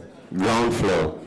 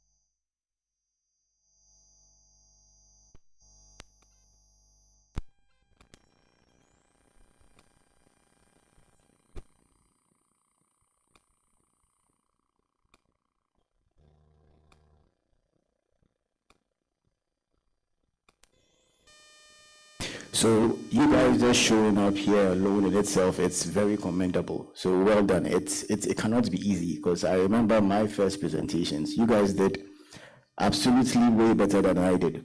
It can only get better for you. So it's a very bold step. It's a very good decision you've made. The quality, I could see a lot of thought, went into it. So well done on that. I mean, it's you probably hear everybody saying well done. We're not just saying it, we mean it, because it's a really big deal. So congratulations and well done. The only other point I want to add is, I think the point is you are trying to sell a certain company to us. So I would have liked to see more of this company is doing well relative to everybody else. There should have been a little bit more focus on the comparatives, why we should take a decision, and then maybe a little bit more in terms of the risk analysis, what can go wrong, because in any time you're taking an investment decision, what you want to do is not only gloss on what can go right, you also need to know what can go wrong. And then you take a fully informed, better informed decision. So I think I'll just keep my comments general to just those two. But again, guys, absolutely well done. We're proud of you. Good job. Hi, thanks. Let me start from where Kojo ended. Again, well done to everyone. It's not easy to put together a 10-minute presentation that has a lot of numbers. And so you could see the struggle in getting across your message. Like Kojo said, people basically have 10 minutes to make a call on your presentation. And I think a lot of the work has been done in the reports you guys wrote to the people who are marking your scripts. Most of us haven't had the benefits, or all of us haven't had the benefit of reading the scripts and knowing what your scores are in terms of the people who marked. We are only using 10 minutes of your presentation to make a call. And so as much as you need to stay on the numbers, I think just as a presentation style, you should also consider using a storytelling that makes it easier for us to grasp and understand the nuances of what you're trying to sell. So, for instance, this is a Canadian company. They bought 2 mine sites, Chirano and BBNE, from Newmont or whoever was the seller. They used debt to pay. The debt costs 6% or 7% in Canadian dollars. As a result of that, they are cash starved, so they are not able to find cash to actually activate the production of the gold mine to be able to sell. And so the value really is their ability to raise equity capital to bring in the cash that allows them to take advantage of the gold mines they have to be able to produce. And they are able to produce. I think that the benefit of it is far better than actually going to buy the gold as a commodity, because at the moment they are underpriced because their liquidity is short because they've used a lot of debt, and so they are sitting on, so they are asset rich, they are cash poor. Okay, so based on that, this is where the opportunity lies. So a release of equity into it could unlock an upside value for investors. That is why I want you to consider buying it. However, if they don't execute the BBNE and Chirano mines and gold prices slam, the opportunity may be missed, at least in the short term. Do you see it makes it easy for the story sticks quickly to your mind. So every number has a story. So always try and find a story that makes it easy for people to walk home and say, okay, this is the story. And I believe just the little narration based on what you said here makes the company quite clear in your mind. So that would be my feedback, but well done. Thank you.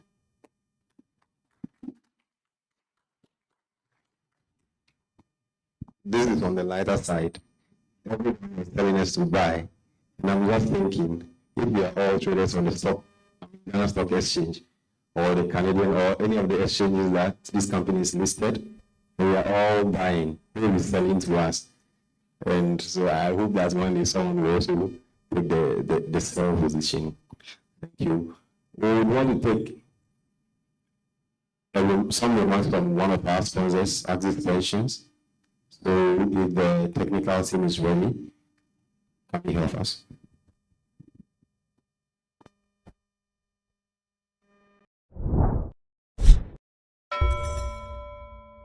The personal pension scheme is a Tier 3 pension scheme that allows members to make voluntary pre-tax or post-tax contributions towards their retirement.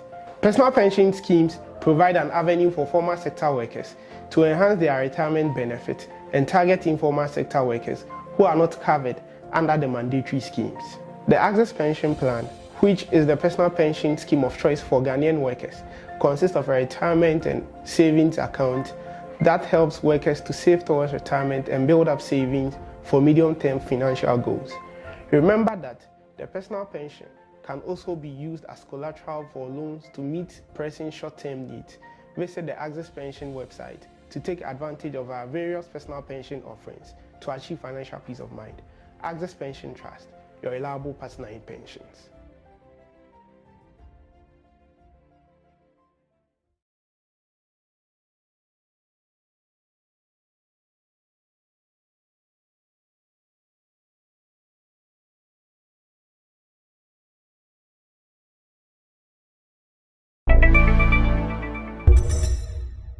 My experience working with Axis, I would describe it as extraordinary experience.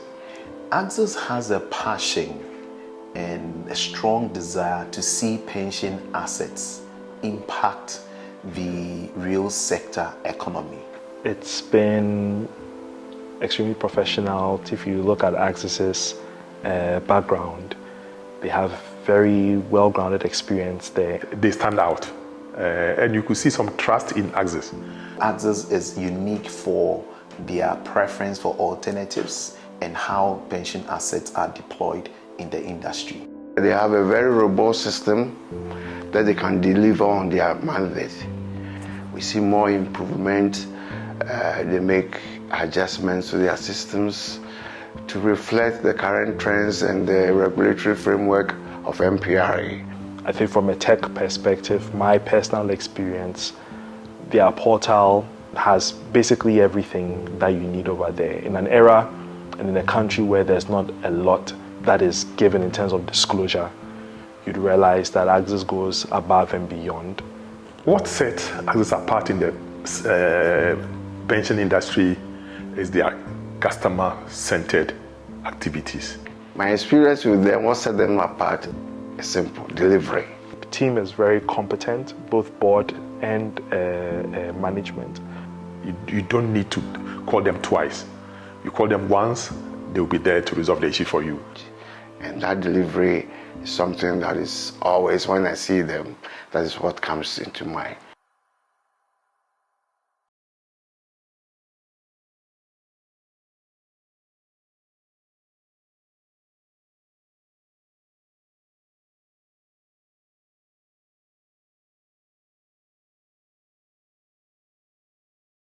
Thank you.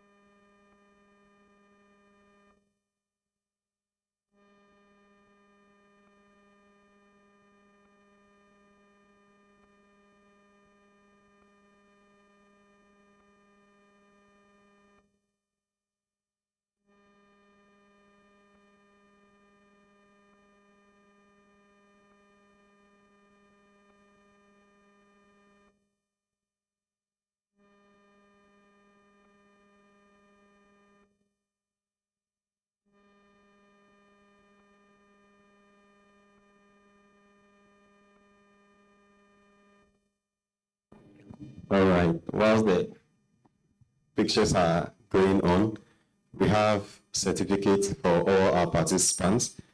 So I'll be doing it in this order. I would call the judges in turns. So when I mention, you mention a few names and we move to the next judge. So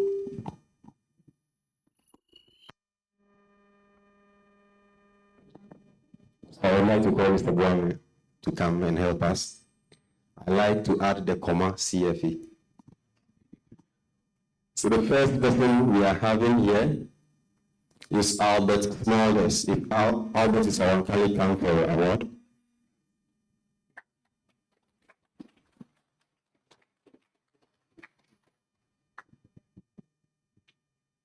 You should go to that side.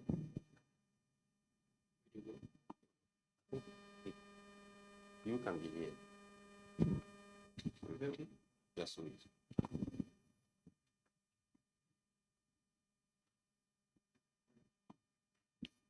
Richard Nyame, if you are here, can you come forward?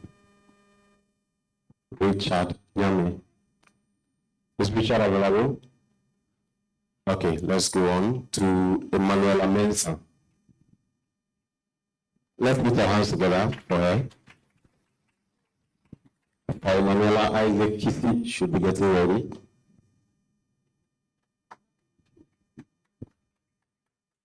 Isaac Kissy.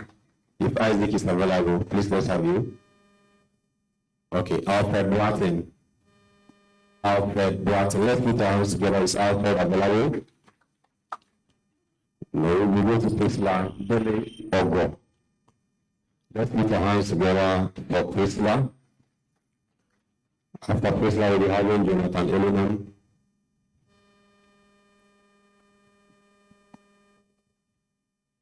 So, Jonathan Ellingham Paul.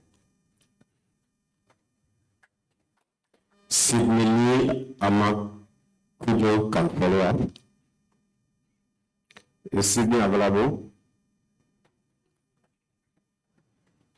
While we'll be having George Kopi Arthur. George, is George available? Let's put our hands together for George. Trinity, Roxy, Ampufu, Arthur.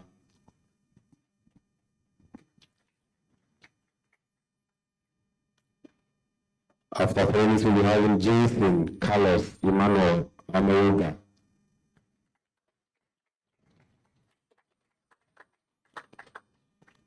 Followed by Carl Zero Coley. Carl Zero Coley. Is Carl available? No. We have Monica Papali. Let's put our hands together for Monica. And then we also have Monica Tiwari. Monica Tiwari. I hope I got the name right. Else I'm giving you a bottle of mouth. Enoch Banyera. Enoch Banyera. Okay, so after Enoch, we want to call Mr. Sari, Papa, Command CF. Doreen Ya Thompson. Doreen Ya Thompson. Is Doreen available? Okay. Sorry. Jason Anderson. Jason Anderson. So now we have Jolene Efia Efuma Ekrofi. Or Akrofi. Nicolene Hosso. Nicolene Hosso.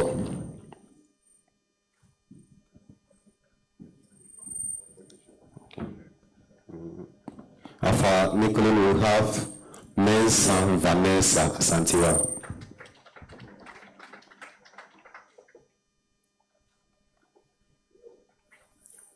Adeleke Chafeth. Adeleke. So this is Mensa Vanessa. After that, we have Adeleke.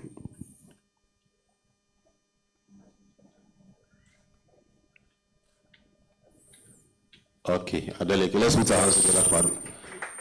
Fabiola Dariska. Fabiola Dariska.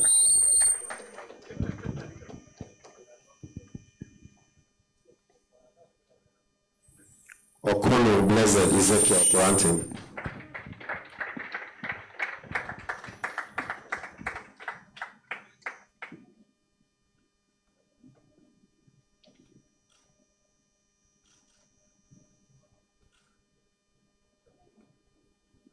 Etonam J. Jom Yao Awe.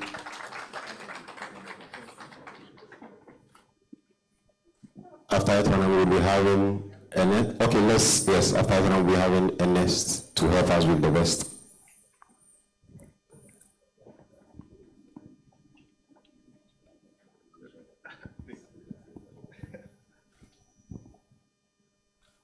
All right, thank you, Kojo. Let's put our hands together for Ernest. So we are having Kwabena Dramina Chonibwa.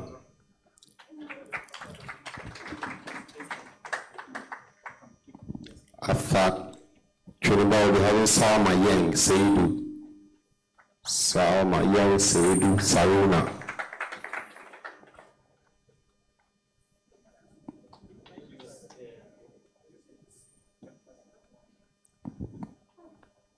She's scared of the big men.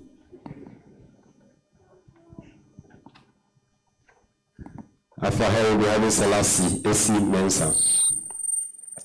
Is Selassie available? Okay.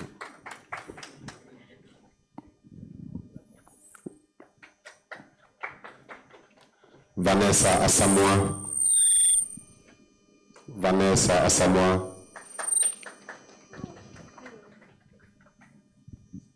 After Vanessa, we have Aaron Kwaju Boatin AJ. No, this is AJ, ADJA. And Mansi Kunta Bukare.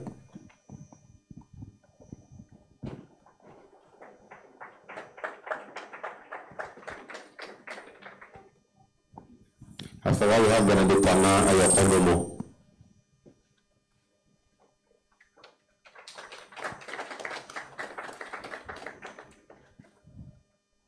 So Benedicta Na Ayako. After that, we have Takusi Ofori.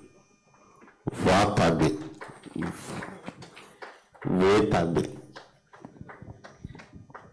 Then we have Karen, Kathleen, Mami, our background.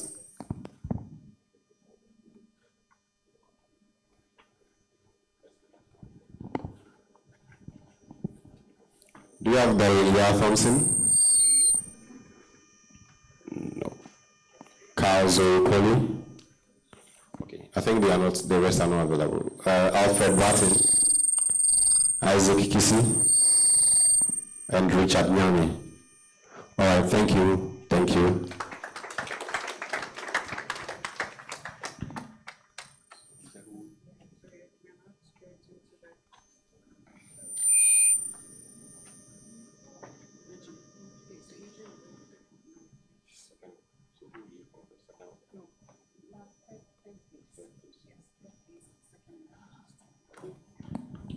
All right, so as we mentioned earlier on, everybody here has put up a good show, showing for themselves, and from the judges' feedback, you realize that we all did really well.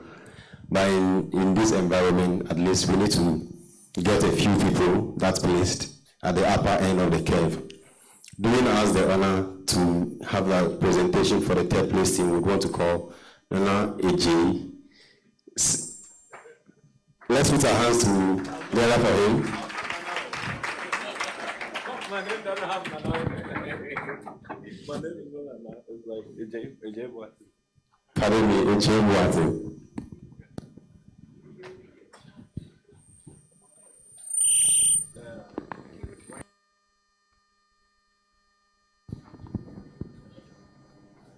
Okay, so again, congratulations to everybody. I think a lot of work has gone into it. I'm actually one of the people who marked the actual report, and it was actually very interesting to read all of it. So, second runner-up is Star Research Advisory.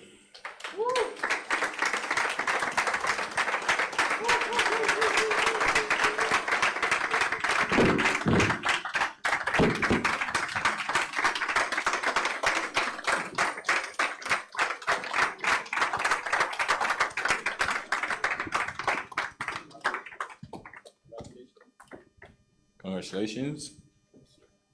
Congratulations. Good work. Thank you so much. good work. Well done.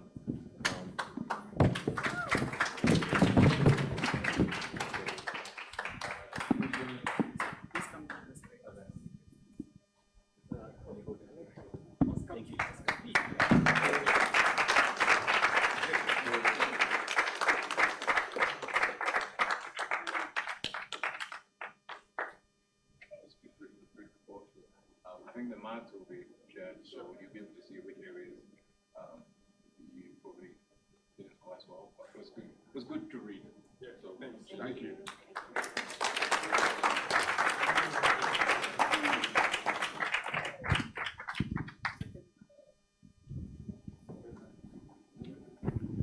We would want to call the Vice President of the CFA Society, Ghana, in the person of Mr. Mawan Ansa, to do us the honor by presenting to the first runner-up. Let's put our hands together for Mawan.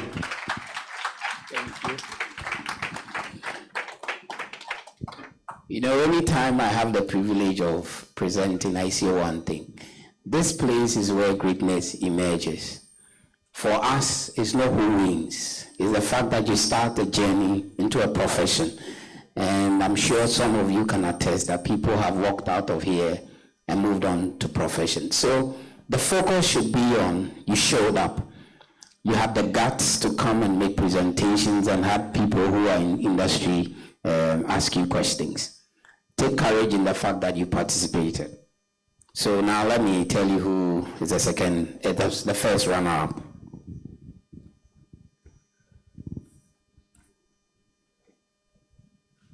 So which one is Worldwise Analytics?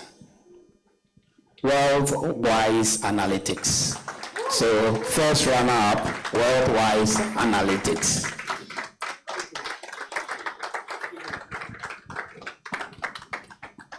Okay, so you have this.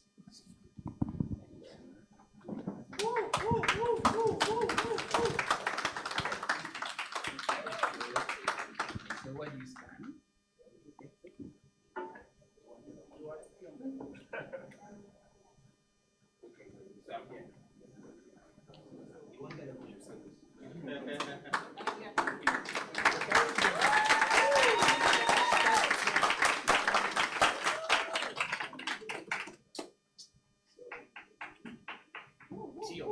Good job. Oh, no.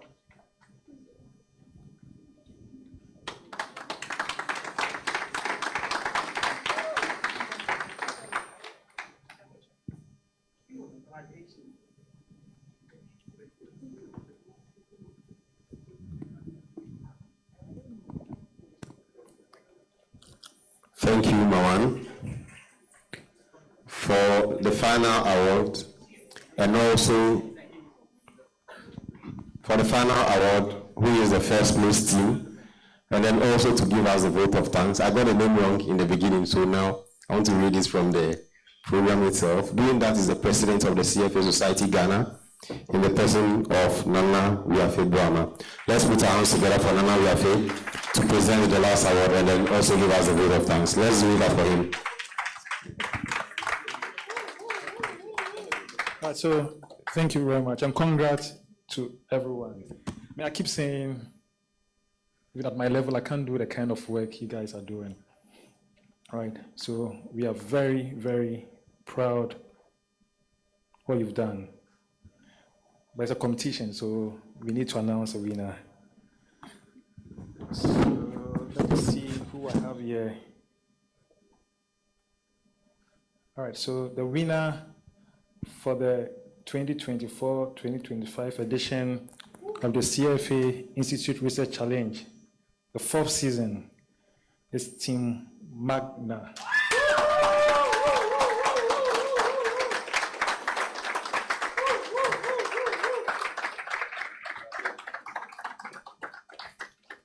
Wow.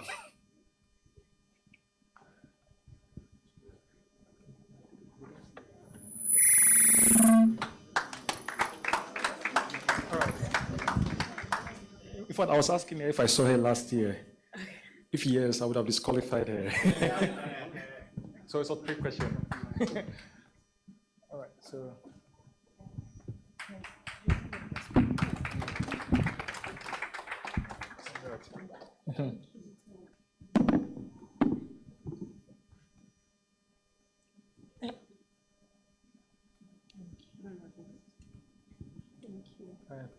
So, they deserve another round of applause, please.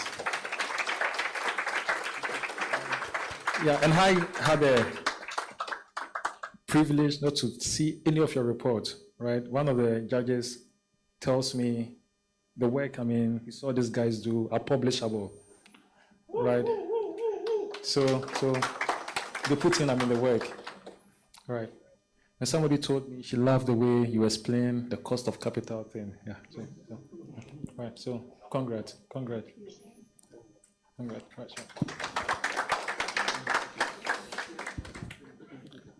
Right, so.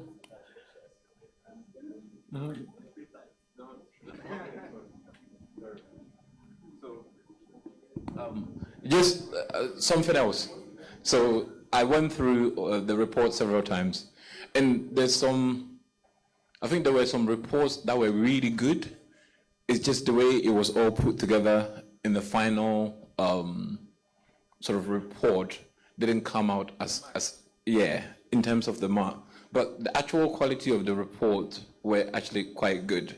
So if you didn't end up in a top sort of 3, don't be disheartened, because in fact, I've read all of them about 4 times. And the quality was good, but you could also see those who have done it before, or the schools who have done it before, and the kind of support they get, and then those who might be like it's the first time, right? So I think going through it, and I've had a conversation with the team. What we would do next year is the winning reports will be circulated to the schools, so that everybody can have a look at it, because I think there was one team specifically, they did a lot of good work. Like, it's just, you're like, just nail it together quite well. Or, and I think if that team, with the right, so I'm not going to say the name, but with the right sort of guidance, could be in the top 3. So don't be disheartened if you didn't make it up here. I think I was just speaking with some of the guys. You are maybe in the top 0.1% among your peers, right? Think about the work you've just done. You can go into any interview, and at bare minimum, you know how to value companies. You know how to gather data. You know how to critically analyze some of these things. So congratulations to everybody, and well done. Historically, just my vote of thanks. What we've done is, we try to guarantee internship opportunity for at least the top 3. But we feel, compelled as the board of the CFA Society Ghana to really, stretch, this, for all the participating, students. So we'll buy fuel, we'll drive around and beg the likes of Atiso, who is so generous to always give us a slot, right, in his firm, to increase it to like 4, right? Agbuama, he's been, extremely generous. He would have to increase, right? AJ would have to increase, your slot. And there are some alumni, they did a research challenge, and I see some of those guys in good places, right? Some of them are working at Cal, Centennial, GIP. Please open, doors, for your colleagues, right? We are looking for internship opportunities. We put in the work, but then if you are here, you are working, and you see the need, to extend that opportunity to the participant, please shout. But then we would work hard, to ensure we get a slot for everyone. So our able executive secretary, Akuya, will reach out and request for your CV, right? Put in the work. We want very good CV, right? We want very, good CV. Now chat GPT, right? Can clean up, your CV, right? So if we come to you asking for your CV, please put in the work and then send it through, and then we'll do, our best. But we are so proud what you've done.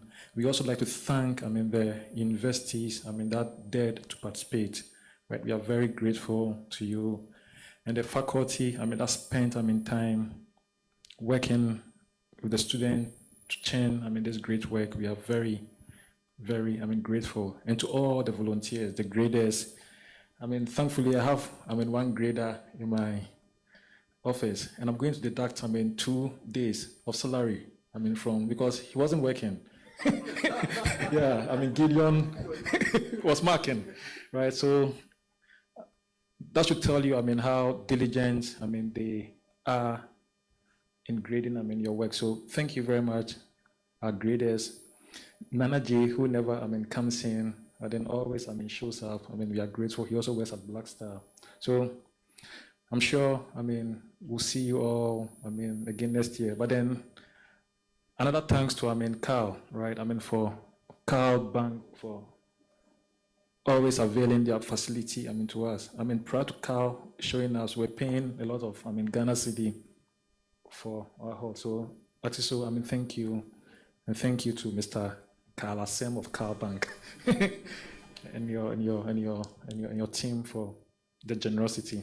So, see you next year.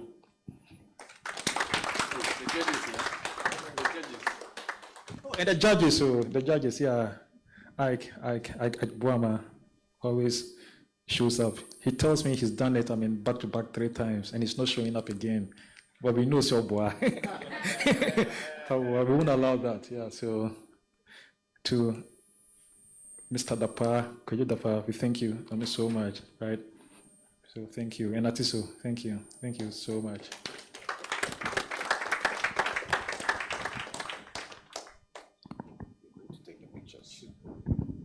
So our program is coming to an end. So as we step out, we would kindly ask that we have a photo booth just opposite this hall. So we'll be asking that we go and take a group picture from there. So let us all kindly move there and take a.